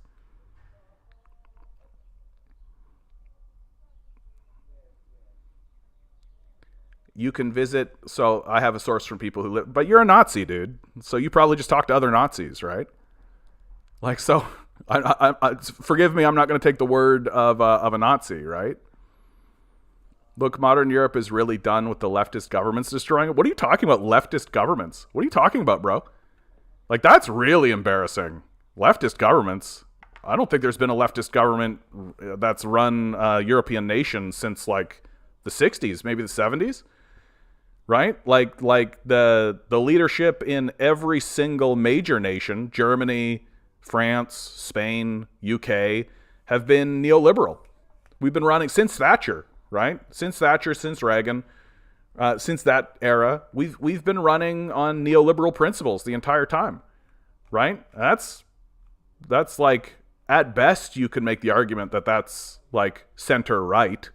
At best, you can make that argument. I make the argument that neoliberalism is just rebranded fascism, right? That it's just basically fascism, but we've rebranded it, called it neoliberalism, right? And but the idea that it's leftist governments, like, what are you talking about? Like, big yikes there, bud. Big yikes. Like, that's a really, really weird thing to believe. Basically, the world is Minecraft, and everything happens in a vacuum, like on Minecraft. Yeah. This dude is Mussolini and Hitler combined.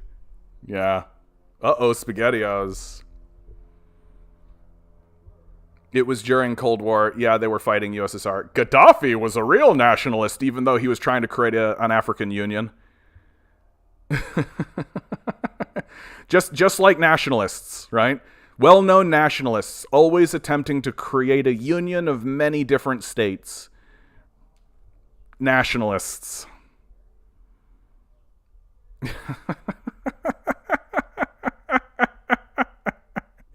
Oh wow, it's so funny to see people who actually say these stupid things out loud, like, and mean it. White people are superior than other races. It's not fetishization. It's truth. Whites literally developed the world.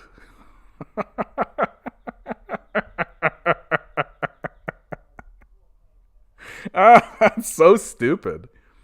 Like, it's just so stupid to see. Like, it's oh man, am I ever glad I hit record today just to see somebody say something so stupid. Like, no, they didn't. Like, no, they didn't.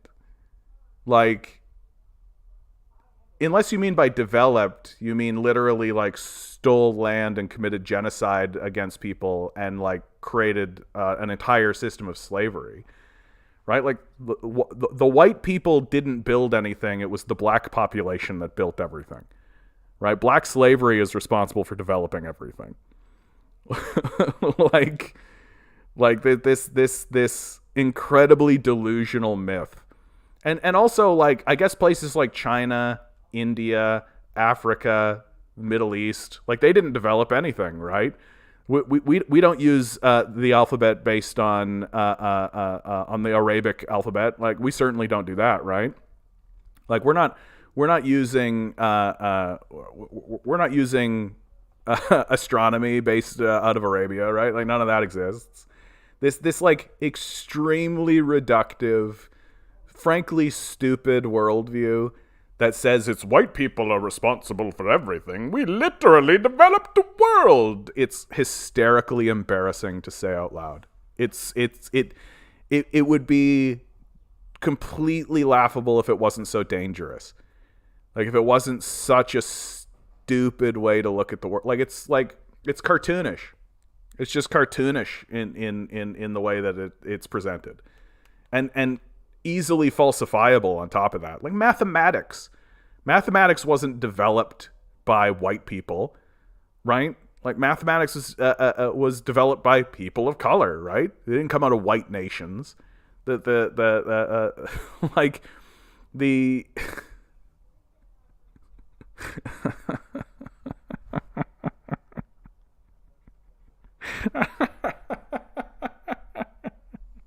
And for God's sakes, the white nations are the ones that are responsible for deindustrializing and de-developing many nations.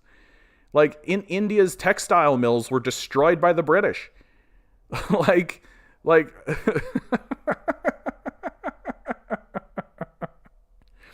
bro, you got some growing up to do, my man. Like, you got some serious growing up to do. This is a very stupid thing to believe.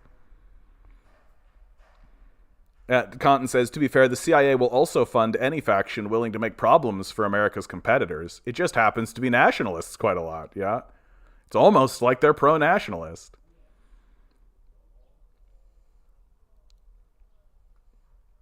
Sometimes they also fund ultra-leftism, if it's useful, sure. This we can agree on. Fuck CIA. There you go. You and I can agree on that one, Touchpad Gaming. They were fake after USSR. They removed all of them. Pinochet was overthrown. All right-wing communist governments were removed in Central America. Bro, I just feel like I watched you have a stroke there. Black Panther organization needed to be destroyed. They wanted to create a black state in white country. Bro.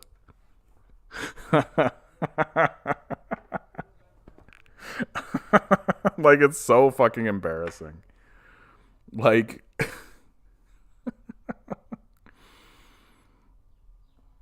There is a book called Gangs and Counter Gangs that is very useful. Interesting.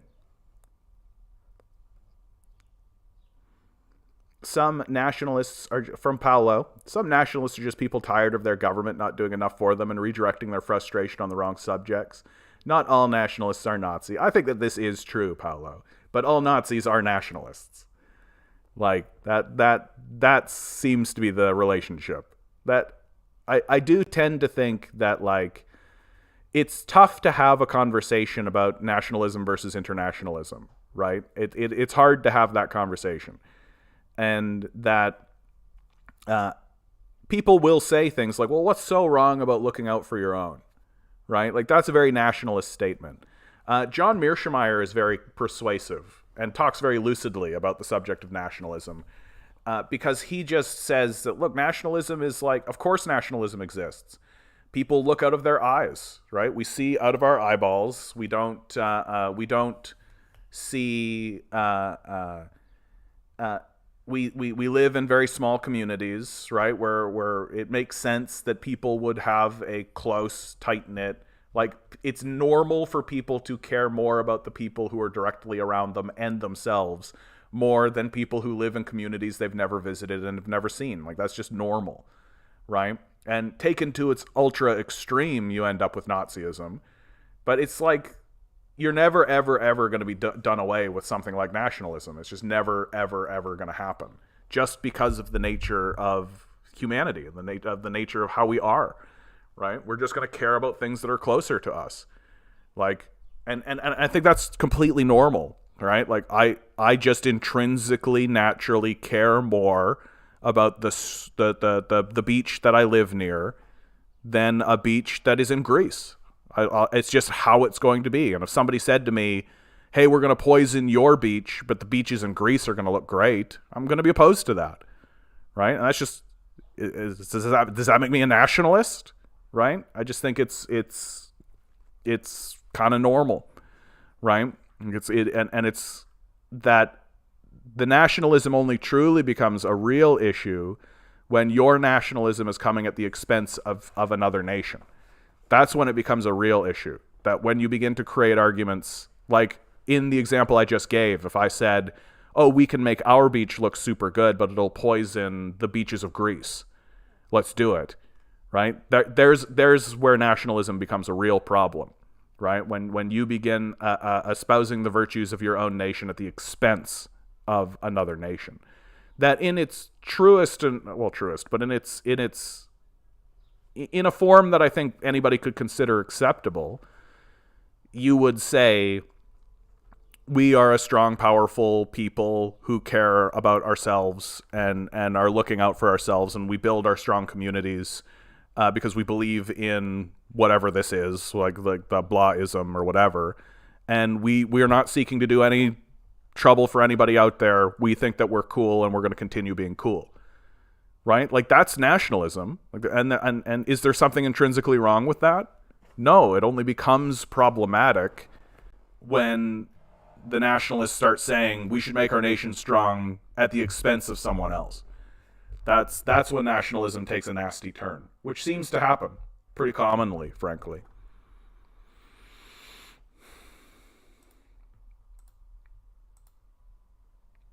All the oligarchs from Latin America who want to overthrow loftiest governments live in Miami with their immense wealth they've stolen, yeah.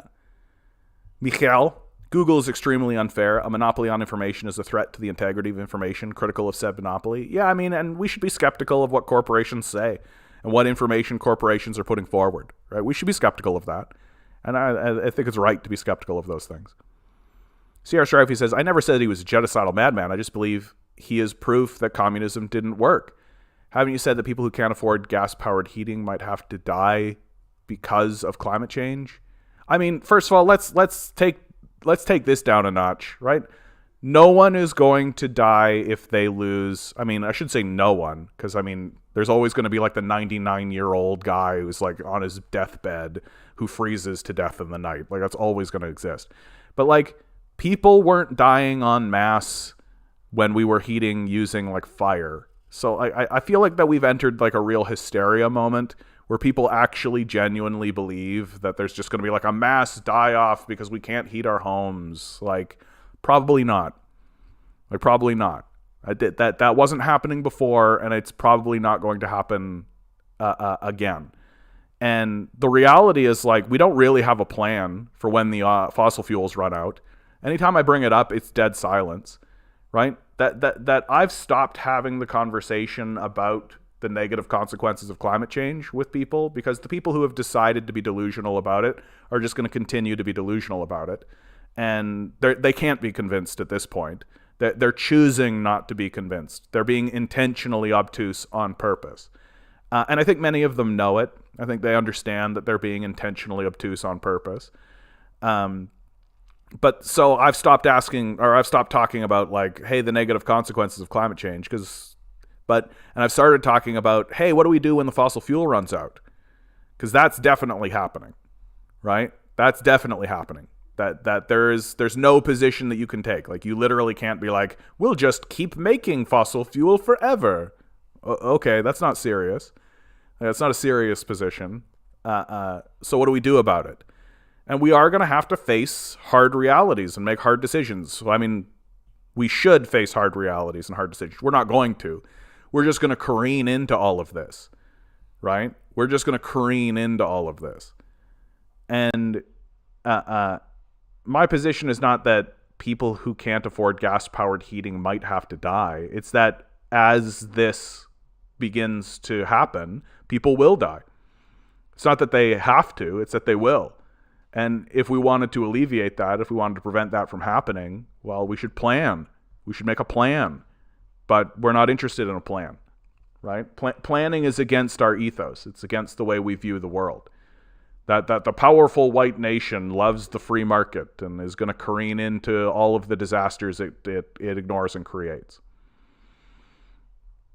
So there's that. But then also, like, Stalin is proof that communism didn't work. Defeated the Nazis, put the first people into space, created a literate nation, eliminated homelessness. Like, proof that communism didn't work. Like, we can have a discussion about what happened post-World War II, right? And we should have a pretty robust conversation about what happened post-World War II. My position is that the Nazis lost, but fascism won. That's more or less the long and short of it. That the spirit of communism was broken in the Soviet Union. And that was more or less the goal. That even though Hitler wasn't able to take Russia and destroy communism directly that way, the spirit of communism was destroyed. And that the Russian people became slightly more amicable to the idea that we should do away with this whole communist idea and try to amalgamate ourselves with the West. That's what happened post-Stalin. Like, post-Stalin, there was a general move away from Stalinism, what's become known as Stalinism, and communism, and a general principle of integration with the West. And that's steadily, from Khrushchev to Gorbachev to Yeltsin to Putin, there was a desire to become part of the international system. That communism didn't fail, it just was abandoned. And there are reasons why it's abandoned, right? It's not that it's abandoned because it's not working. It's because you have a salivating, violent demon sitting on your border, basically sharpening knives, staring at you. Like, NATO is created with the explicit statement of destroying the Soviet Union, of destroying the communist project. It's the reason NATO is created. And literally, Germany, the country that just went through a period of Nazism, is put into that alliance. It's not like they created NATO and kept the Nazis out. And like, former Nazis became like the chancellors and became the leadership of NATO. Like, if you're part of the Soviet Union, if you're part of the communists that just experienced this utter bloodletting, 20 million people dying in a war, It's not nothing. If you experienced that, yeah, you're going to be a little bit more amicable. You're going to be like, yeah, can we maybe not do that ever again? The capitalists have shown us very clearly that they're willing to do that. Very clearly, they've shown us that they're willing to do that. Maybe we should be friends.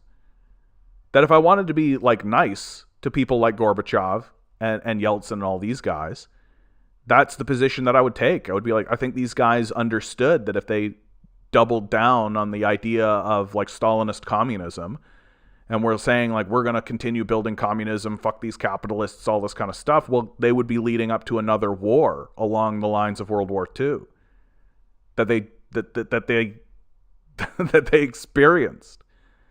And so I'm more or less of the opinion that communism didn't fail. It's just that that it was abandoned.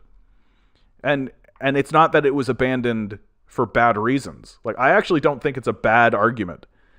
Like, oh, these guys that are forming up ranks in order to do another war against us.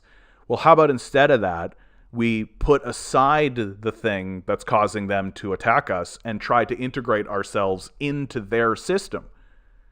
And for a period of time, it looked like it might actually work. Like, that's the other thing. Like, Putin literally comes to office believing that he is going to be the guy to sort of stick the landing. That it's Gorbachev that really begins it. Pizza Hut commercial, we all remember that. And Putin's the guy who he thinks he's going in there to stick this landing. And it's throughout his leadership and his career that he comes to realize that the West will never allow Russia to be integrated. And you can see proofs in the pudding, right? You can see what's going on right now over all of that. And so I really, really like this whole argument that says that Stalin proved that communism doesn't work. I completely disagree with that. Like, I completely disagree with that. That there are obvious benefits, that the Soviet Union went from being an agrarian country based on like feudal principles to being a powerful industrial nation, the strongest economy in the world, capable of defeating the strongest capitalist army, which was the Nazis, while simultaneously putting the first people into space. Like, I really, really struggle with this idea that somehow Stalin shows that communism doesn't work. Like, I think that there's a lot of evidence to show that communism had a lot of benefits in the Soviet Union. And that to say that it didn't work, I think is just sort of like this offhanded dismissal without actually looking at what's going on.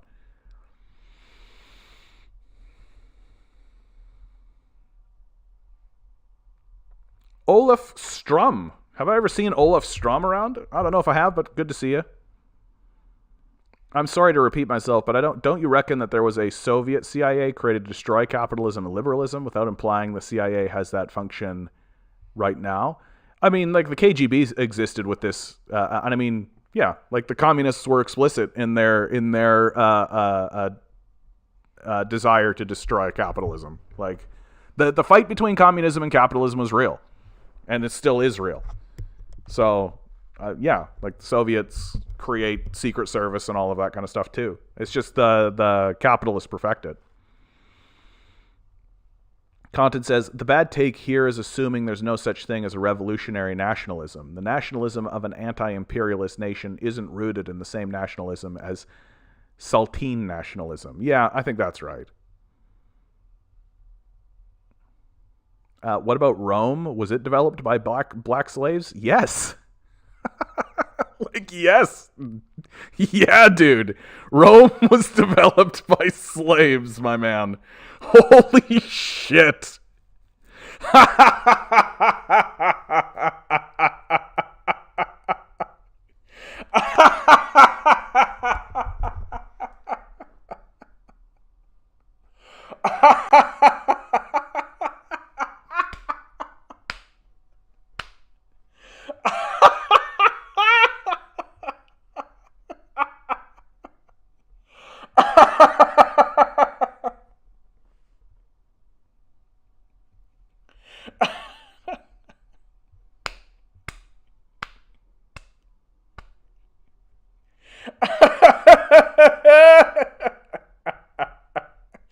See, guys, this is why I don't immediately ban these Nazis, right? They're hilarious.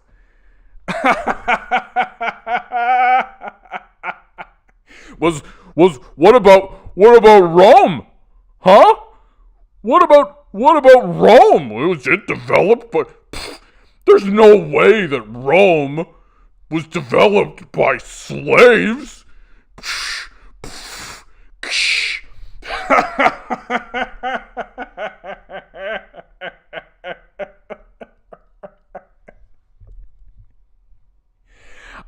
I recommend that you read a book called The Death of Julius Caesar by Michael Parenti. You can go ahead and read all about slavery was like baked in to the Roman system.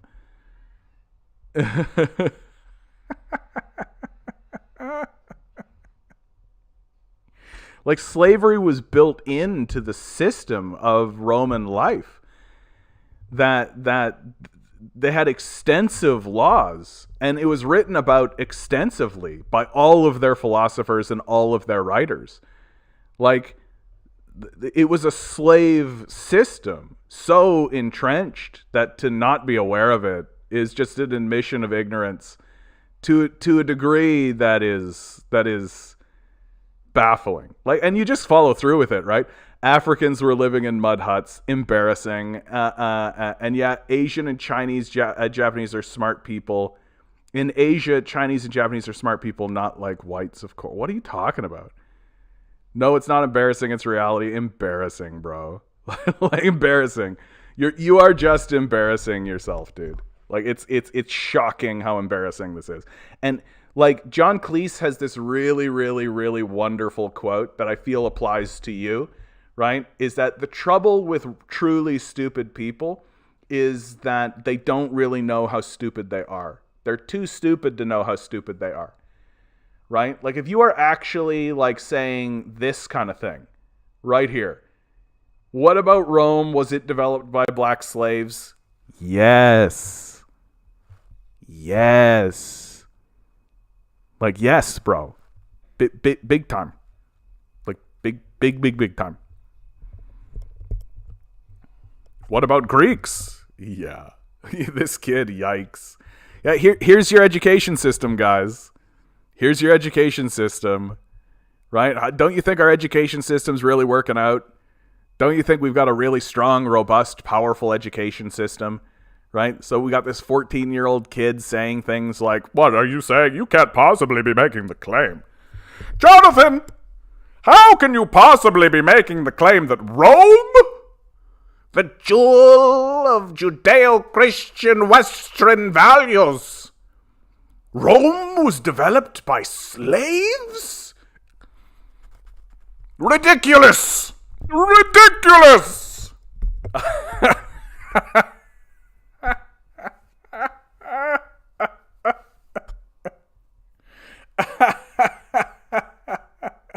No, dude, we're just not taking you serious. Like, sorry, some illiterate little kid that's coming in saying this really embarrassing stuff. Like, oh man, I needed it. I needed it today. Mikhail says, funny, my problem being a communist these days is taking everything too seriously and not being able to joke anymore. Yeah, you're right about that, Mikhail. Like, leftists often take themselves a little bit too seriously. And I get it. Like, I understand why. The stakes are higher. The stakes are higher for leftists than they are for people on the right. Right? Like, for people like who are leftists, it's more often than not that they see personal tragedy in their own life. Right? And so that's more difficult to joke about. It's more difficult. Whereas on the right, like, the stakes are what? That, oh, I have to listen to these people complain. That's really the stakes of the right, you know? Like, oh, these people are complaining so much and they should complain less. So the stakes are way, way lower, right? I need to organize a thug group so that I can keep my wealth. That's the stakes of the right. Olaf says, I really feel like we shouldn't be spending this much time on a crazy Nazi. Let's try to have a political discussion and conversation coming from a classic liberal. So Olaf, just bring questions forward then, bud, because the reason why I'm doing it is because I need the catharsis, my man. Like, for real. Like, if you want to hear the straight skinny from me, Olaf, the reason why I'm spending a little bit of time is because I just need the catharsis. I really do, my man. Like, I feel like I've been holding on to a lot of emotional energy recently, and that I've been kind of witnessing this decline of our society, and I've experienced setbacks in my own personal life, and those setbacks are, difficult to go through. It's difficult to want to continue forward.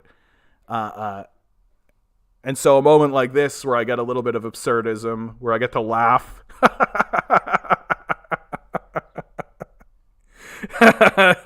Just laughing. I'll take it, my man. I'll take it. If you want to move the conversation in that direction, Olaf, just bring forward the thing you'd like to talk about. And I'll happily talk to you about it, bud. Because I'd love to talk to a classic liberal. Or a classic liberal, so a conservative, right?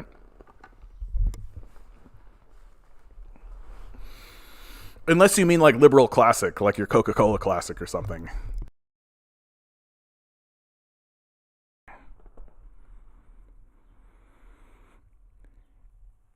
Touchpad gaming.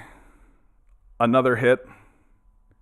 Nationalist Socialist Party was the last hope of Europe and the world. But capitalists and Judeo-Bolsheviks destroyed it. Yep. And we do it again. Again and again and again. The West is being brainwashed with LGBT propaganda, mass immigration, and destruction of European culture. The West is doing a good job of destroying its own culture. The world is doomed because of commies and capitalists. Oh, my man. Oddity. You know when Oddity's chiming in. World is doomed because you don't eat your damn vegetables and read some books. Command Genius, I just made my first piece of communist propaganda. Be sure to share it in the Discord. I'd love to see it. The world is doomed because of destruction of masculinity culture with LGBT propaganda and feminism. Oh, man, they got you, bud. They've got you, eh? You've been watching a lot of Jordan Peterson videos, eh? Sierra Strifey, the 99-year-old relies on gas. We're not talking about fossil fuels run out. We're talking about when the government says you can't use fossil fuels. You're being obtuse. A bit. I won't deny it, Sierra Strifey. Yeah, if you want to create that distinction. I mean, I feel like those two things are going to come hand in hand, though, don't you? That, like, as long as it's profitable, as long as we can make more money extracting it than we can, or if we can make more money selling it than it costs to extract it, they're going to continue the grift for as long as possible. That the government is only ever really going to step in here in the West and say you can't use fossil fuels when it needs to actually be rationed. Like when it comes down to like we need to move our military around versus you want to drive your truck around, right? Like we know what side the we know what side the government's going to choose. Right, the government, when it comes time for there to be rationing, the government is going to choose moving around the military. Like we just know that that's the case, and so I feel like those two things are actually interlinked with one another. That they are. We can eliminate homelessness too if we stop feeding people. That's just a great thing to say, dude. Holy cow! I think here, Strifey, I think you've done it. You found it. The solution, the final solution.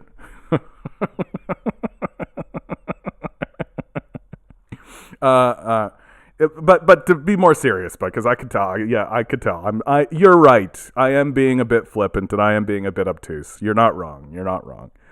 God, it feels good to laugh, guys. It feels good to laugh. Those two things are inexorably linked. I think. I think that we are going to enter a period of rationing, right? That it's inevitable that will be the case. So the question is, who should be in control of the rationing based on what principles, right? And right now, the principles of that rationing will be, it will be the military. that receives primary usage of fossil fuels. Like, it's just how it's going to go.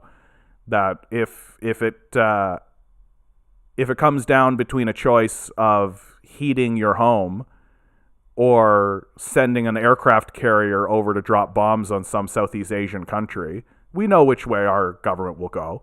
Like, we know it's infinite money and infinite resources for war, and absolutely nothing for the working class. Like, that's how it is. And if there is something for the working class, it's like a $200 handout so you can buy some food or something. So, what do we actually do about this? Like, what do we do about this as this process begins continuing on? Because that's a serious conversation, right? Like, that's a serious conversation about what happens when we begin to run out of fossil fuels and the government begins to restrict fossil fuel usage, right? I don't think that those are different things. I think that's the same conversation. And moreover, I actually think it's quite natural for governments to reduce, to restrict, and to ration during periods of real scarcity, right? So are we actually going to discuss that, or are we just going to run into it with free market principles and sort of shrug when it happens? Because it looks like the plan is to shrug when it happens. Do you believe there's a place for markets in a communist in a communist socialist society? Yeah. I think that markets are like a market is not in itself a negative. That it's access to the market, right? And it's who owns the market and it's control of the market. And there are certain things that I think should not be put onto a market. So, like healthcare, for example. Right, we've seen it. Like, we understand using a market to distribute healthcare is a disaster. You can just take a look at what's going on in the States versus the entire rest of the world. Fire services, police services. These are things that we don't put into a market, right? And we shouldn't have in markets. But the distribution of luxury goods, for example, like, I don't really have a problem with a market-based luxury good economy. Like, it's like, who cares? It's not something you need, right? And of course, the question comes down to, like, who has the monopoly, right? And that comes down to the question of the fact that you have a capitalist ownership class, right? So the monopolies are created by an ownership class instead of being controlled by the workers themselves. And I understand the benefits of why you would want, like, a market-based system for something like food, right? That, like, if you give people ration cards to say, well, you got a carrot, a potato, and a bag of rice, well, maybe they don't want the carrot, and then they're going to trade for the carrot, blah, blah, blah, blah, blah. And so creating a market for that instead. So, but if you're going to have a market, then it's access to the market that matters. And how do people have access to the market? Well, by selling their labor is the quote unquote solution that we have for that. And I would argue that we could instead say, no, just people have access to that market, that it's just food and shelter is built in to the system, that people just have access to those things, and that those things are not to be monopolized or hoarded, right? That the big reason why markets fall apart, and the big reason, like, you can see it in the housing market right now, is that the housing market is falling apart because housing is being hoarded. It's being used as a speculative commodity instead of as a home, right? So the goal isn't to actually house people. The goal is just to hoard as many as possible in a speculative market. And that's where the problem comes in. And again, it's why is this a problem? It's because there's an ownership class. It's because there's a class of capitalists who have all of this wealth and can leverage houses, right? And does that intrinsically mean that markets are bad?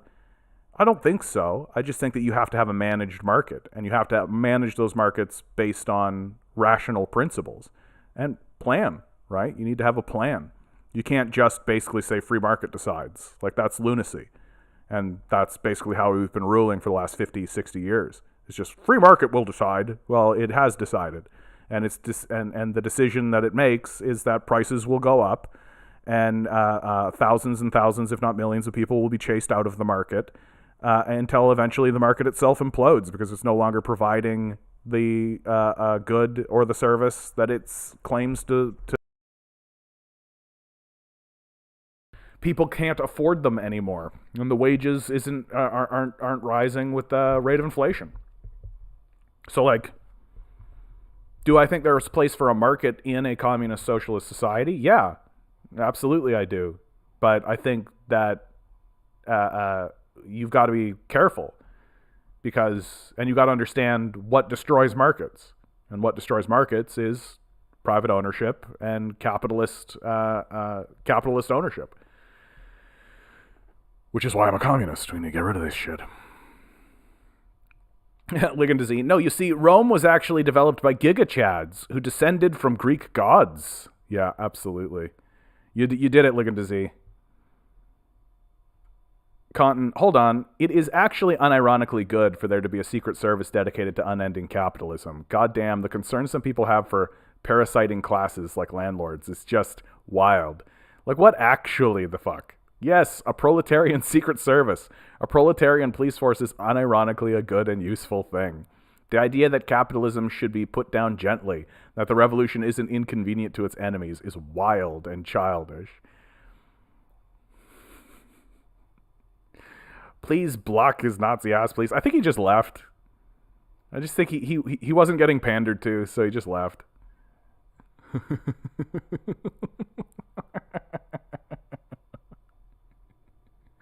I think it's over, guys. I think the era of this Nazi kid has come to an end. Farewell, Nazi child. Go into the world and confront reality. I hope you follow your leadership. Just get to the end point, right? I know a Czech anti-Nazi fascist that you can talk to. What? Bro? What? A Czech anti-Nazi fascist? Bro. Outlaw Barber, good to see you, my man. I love it when you come into my chat. I cut hair again today without a state license. Do your part. Become ungovernable. Whoa! Whoa, whoa, whoa. Oh, I wanted to read this out loud. Here, let me catch up with the chat, and then I'm going to read this because this is fun.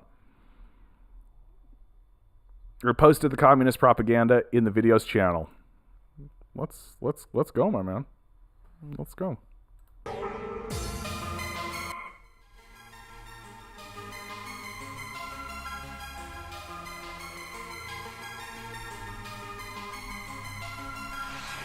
Can't read any of that.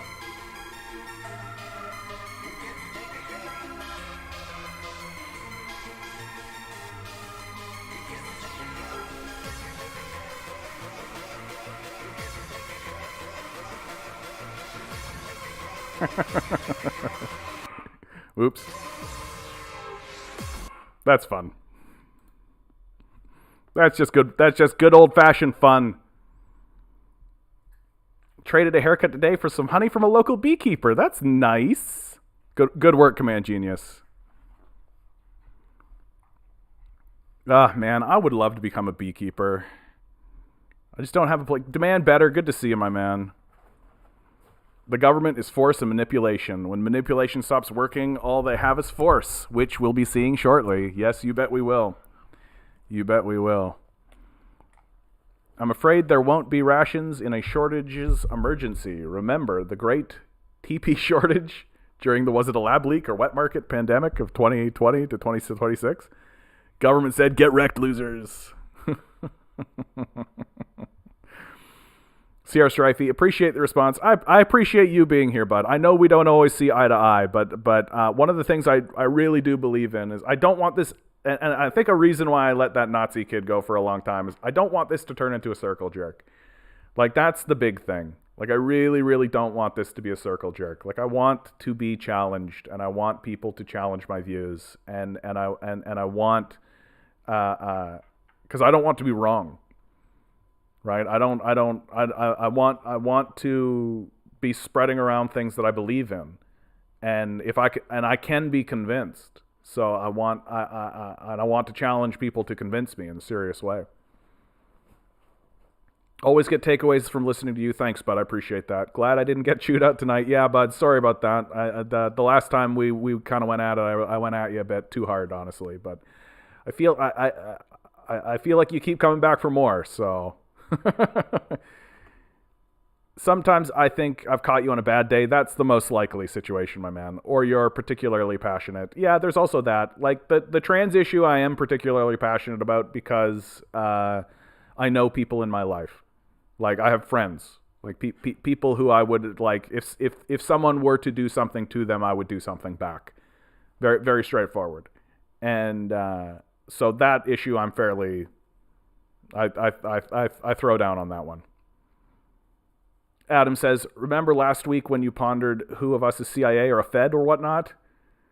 Touchpad gaming? Probably not, dude.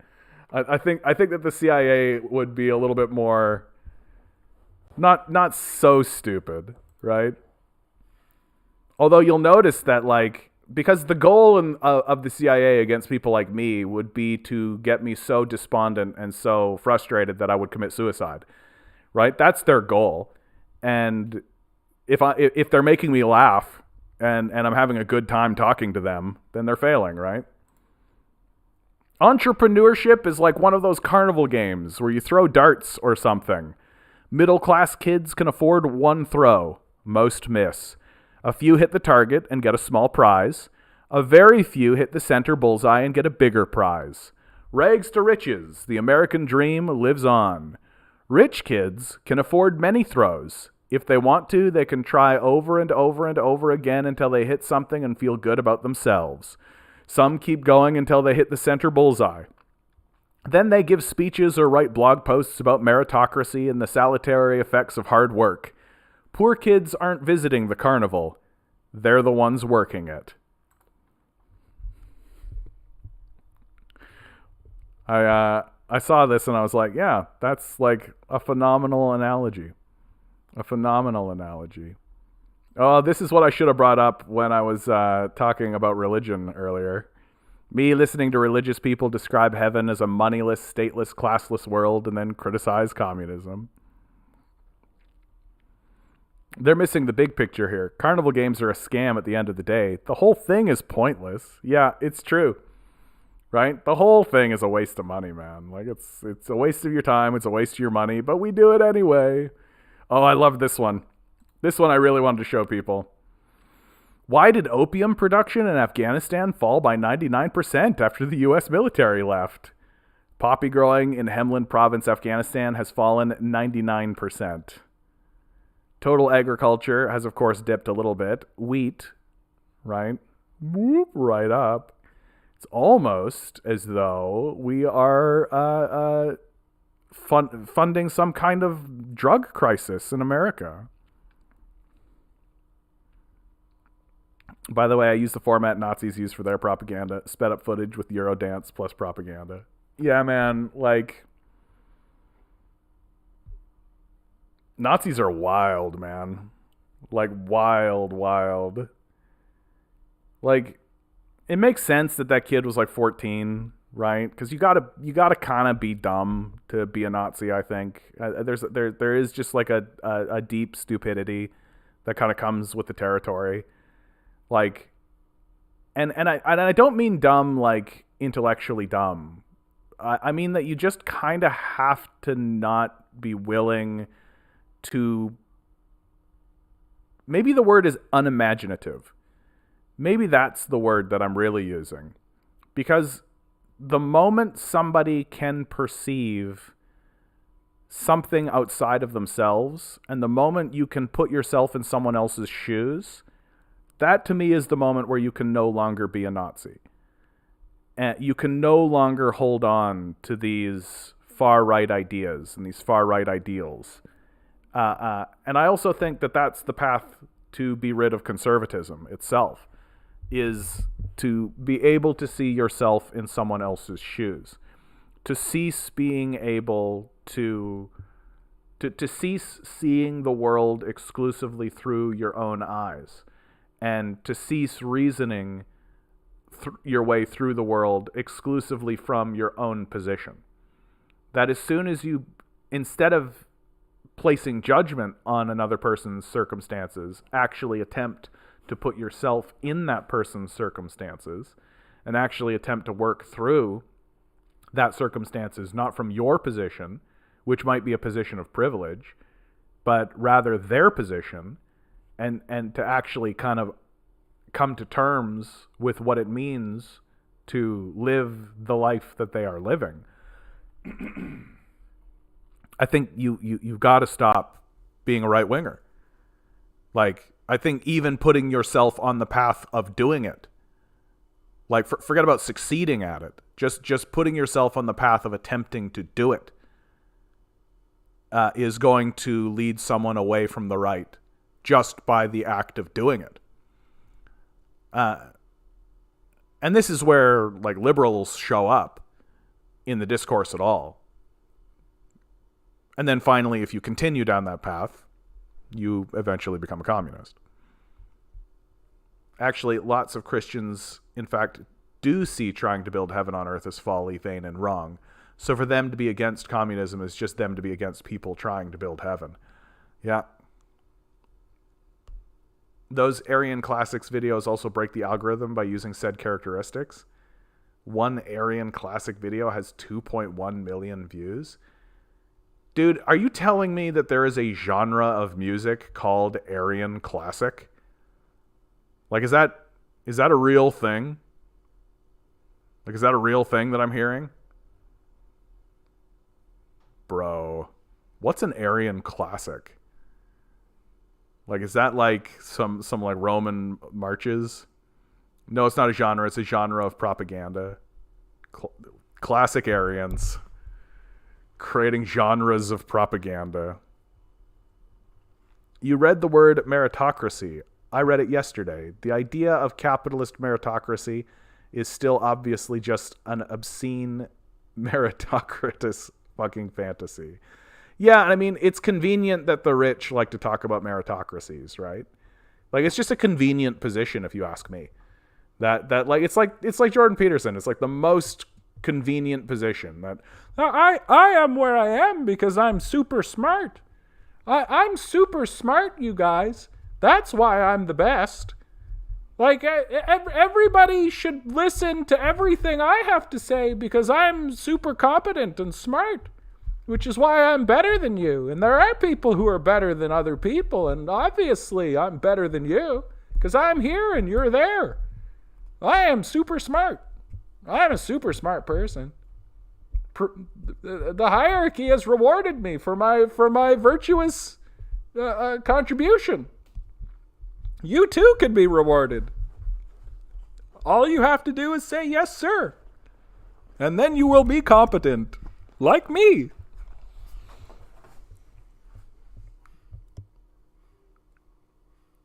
An Aryan Classic is described by sped up footage, Eurodance, and racism.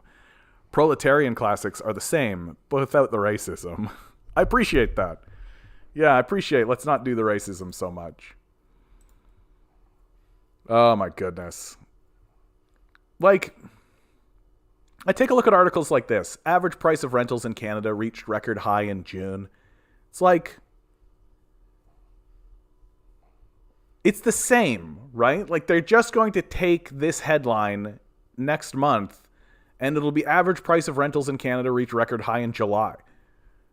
And then it'll be August. And then it'll be September. And it'll be the same with the heat. And it'll be the same with the it'll be the same with inflation. It'll just be the same, like the prices. Everything is just going to be the same over and over and over and over again. Just the line is just going up. Isaac says, John, I was visiting El Salvador in 2009. Wow, that's nice. Took a taxi. The drivers told me he was in the army, trained in the U.S., and pointed to an army base and said they send drugs to Miami from that base. Yeah. Like, the fentanyl crisis exists because the United States government is creating the fentanyl crisis. And they're creating a fentanyl crisis in order to destroy the proletariat. That's what they're doing. Like, I don't even think you can call it a conspiracy theory at this point. Like, it's so obvious that that's the case. And it's just classic. It's a classic imperial. Take a look at what they did to China during the 100 years of humiliation. They know why they do it, and they know what they're doing. That they're flooding areas with drugs in order to destroy the public, and then they create a propaganda system that says it's an individual problem, that it's this individual that's individually responsible for their individualism while they flood drugs in the area. Like, it's like blaming the fish for getting caught by a hook. Right? If that fish didn't want to get caught by a hook, he should have been smarter. Right? Forget about the fact that you're the one putting the hook in the water. Outlaw Barber. The book Tragedy and Hope by Carol Quigley is a must-read. It lays out how the ruling class set up the modern banking systems to get more for themselves and less for everyone else. What's the name of this book? The book Tragedy and Hope. If I can find it as a audiobook. This is my new thing. I listen to audiobooks. On my way to work. Quigley.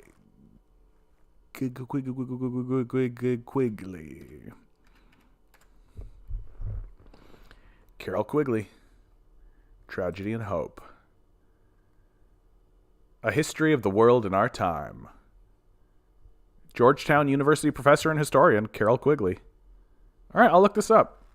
I hope I can find an audiobook of it. Yet when communists use the same format, just without racism, they get under 1,000. Yeah, most of my friends fell victim to the Aryan classics and have become fascist. The shit is dangerous. Yeah, I mean, we're surrounded by it. Like, it's as simple as that, bud. Like, the system of propaganda. Like, when I get talking like this, I can tell that liberals and capitalists generally get really dismissive. I can tell that, like, they don't want to acknowledge how powerful the system of propaganda actually is. Right? Thoughts on Ursula Le Guin? Wasn't she anti-Marxist? I don't think so. I've read some of Ursula Le Guin's stuff. I would describe her work, from what I've seen, as anti-Soviet, but not necessarily anti-communist. So I think that she's skeptical of the communist states, but not necessarily skeptical of communism itself. And certainly Ursula Le Guin could be described as a progressive. I think that's certainly the case. But again, I haven't seen her say anything explicit. And I don't want to speculate any further because I don't want to create a position that she doesn't have. Yeah, it's almost like TikTok is promoting them on purpose. It corresponds to the rise of the far right in Europe. The AfD, a neo-Nazi party in Germany, is the second most popular. Yeah. Like, we know what's happening, guys. Like, the narrative that I've been telling you about China, right? What's the narrative that I've been telling you about China? That China is a communist country run by communists who have pulled one over on America. That America thought that when the market reforms came into China, that was the end of communism, that they were going to take over the way that they took over Russia, that Russia abandoned communism, and so they assumed that the Chinese would do the same, and the Chinese did not, right? The Chinese did not. And now the Chinese have become the strongest economy in the world, with no end in sight for their growth. And they're doing it on communist principles. And now they're starting to rout out the capitalists within their ranks, within their country. They're starting to create egalitarian structures. That when crises happen, the communists have been executing people instead of bailing them out and letting them off the hook. That the communists of China are actually dedicated to Marxist ideas and Marxist thought, and the Americans are beginning to wake up to it. Or sorry, not beginning to. The Americans have woken up to it. The Americans are fully aware that it's back on, that we are in capitalism versus communism again. And so what does that mean?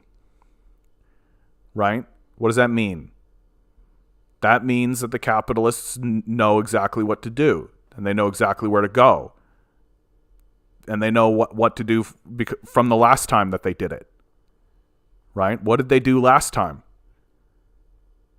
They funded the furthest right groups that existed, the most violent, the most nationalist, the people who are most willing to commit to military action and violence in order to fight against a rising communist threat. They know exactly what they're doing. They know precisely what they're doing. And part of that is to create an obfuscatory smoke screen that says, oh no, China's actually capitalist. While they're simultaneously obviously building up to a war of aggression against this communist nation. That's ruling class, calls themselves Marxist, calls themselves socialist with Chinese characteristics, with an intention of moving towards communism, constantly does things that communists would understand as communist, but because there are markets, it's all capitalist, I guess. That America understands exactly the course that it's taking, and it knows exactly what it needs to do, which is empower the fascists, ensure that the country gets taken over by fascists, because the fascists will ultimately fight for the benefit of capital. That's the point. That's the goal. And the capitalists will not tolerate a nation of any power, of any size, of any stature that attempts to rule, govern, or create a model of any kind that rests outside of the system of control of capital. And that's exactly what the Chinese are doing. That's exactly what the Chinese are doing. And so so that includes enormous like if TikTok existed under the Nazis, this is exactly what they would be doing. John, this time capitalism is going to lose because there are more countries willing to try communism than any time in the past. I think that capitalism loses because while they have they've sort of fallen for their own hype, right? Like they've sort of fallen for their own hype at the end of the day. Like they've drank their own Kool-Aid. Like you take a look at this this little Nazi that was in our chat today, right? And this little Nazi is like literally saying that white people are the best, and that we're the white people are the best nation, or the best race, and we built the world, and all this kind of crazy stuff. And like you sort of think, like, can you imagine if that person was in charge? Like, can you imagine if these are the people who are actually in charge? They'd be lunatics, and they'd be doing the stupidest possible shit. And like, think about how fragile such people would be, right? Think about the fragility, because like, can you imagine like going to war and being defeated by non-white people? Like, they'll destroy your little fragile worldview. And to me, I think the biggest thing that's kind of shifted is that the capitalists have abandoned their own people. That to me is the big one. That, like, you can look at Nazi Germany and see that the Germans were actually raising the quality of life of their own citizens. None of that is happening in America. None of that is happening throughout the West. That the capitalists are playing a game of propaganda mainly, but they're not actually doing what they need to do to win a war. And a big part of that is because they're used to fighting against people who don't have a standing navy, a standing air force.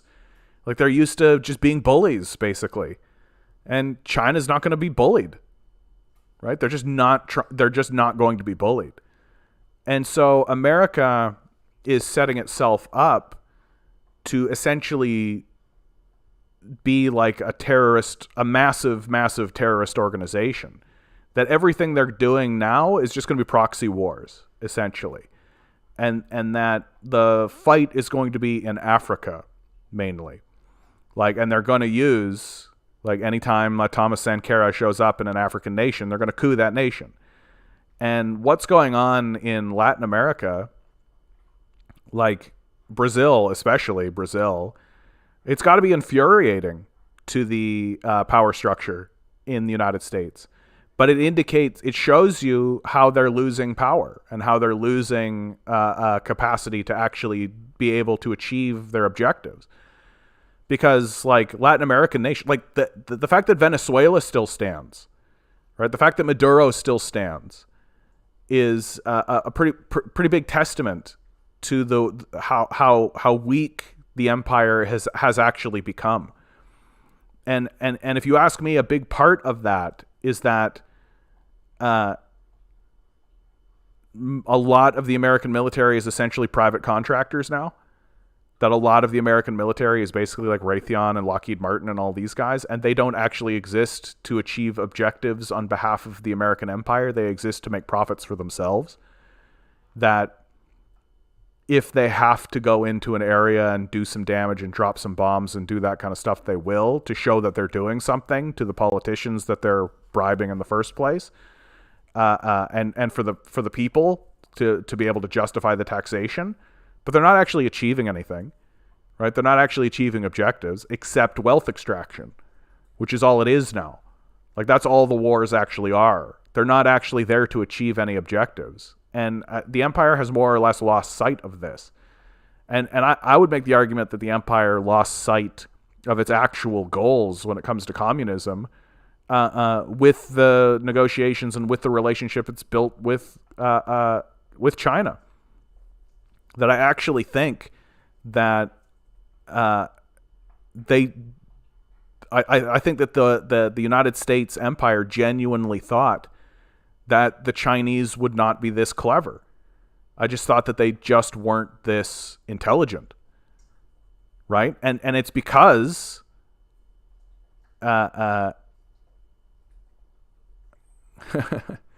dude, I went back to Prax Ben's channel and he made a video saying starting wars in foreign nations hurts capitalism. I mean, it actually does, though. Like, Prax Ben is pretty cringy, if you ask me.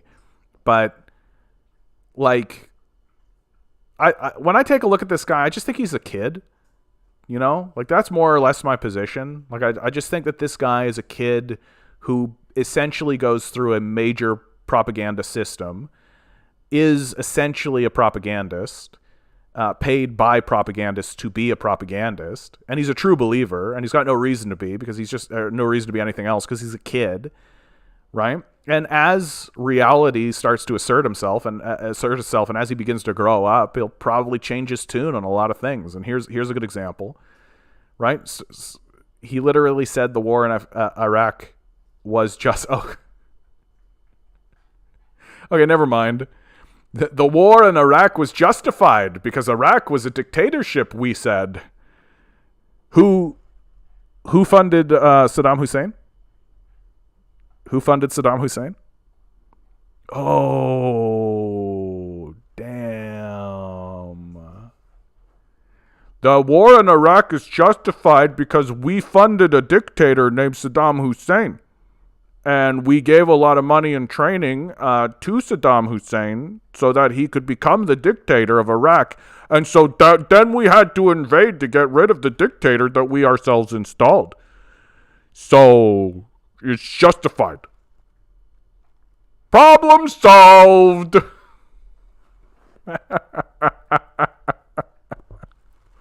These people are so dumb, eh?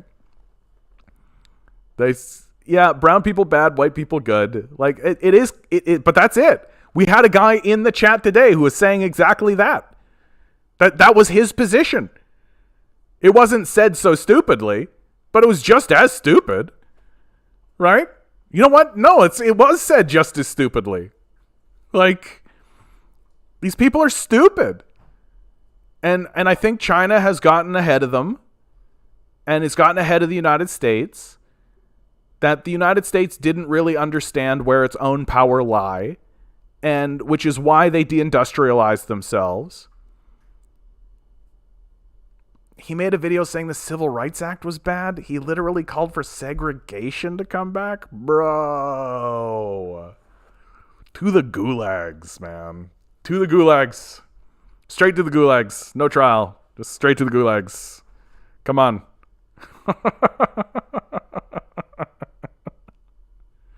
Bruh. Like, what is wrong with these people? Like, what is it? Like, what the hell? That's the question I'm going to leave you with, because we're going to end it today, okay? We're going to end it. We're going to end it for today. This was a fun one. I'm glad that I hit record. This is a bit of a chaos, a bit of a cavalcade. Always remember, guys, each and every one of us is a quantum being walking around in quantum energy. These billionaires are spending hundreds of billions of dollars in the hopes you'll never realize it. You'll just stay the good little commodity they need you to be. Rebel. Revolt. Repent. Good luck. We're going to need it.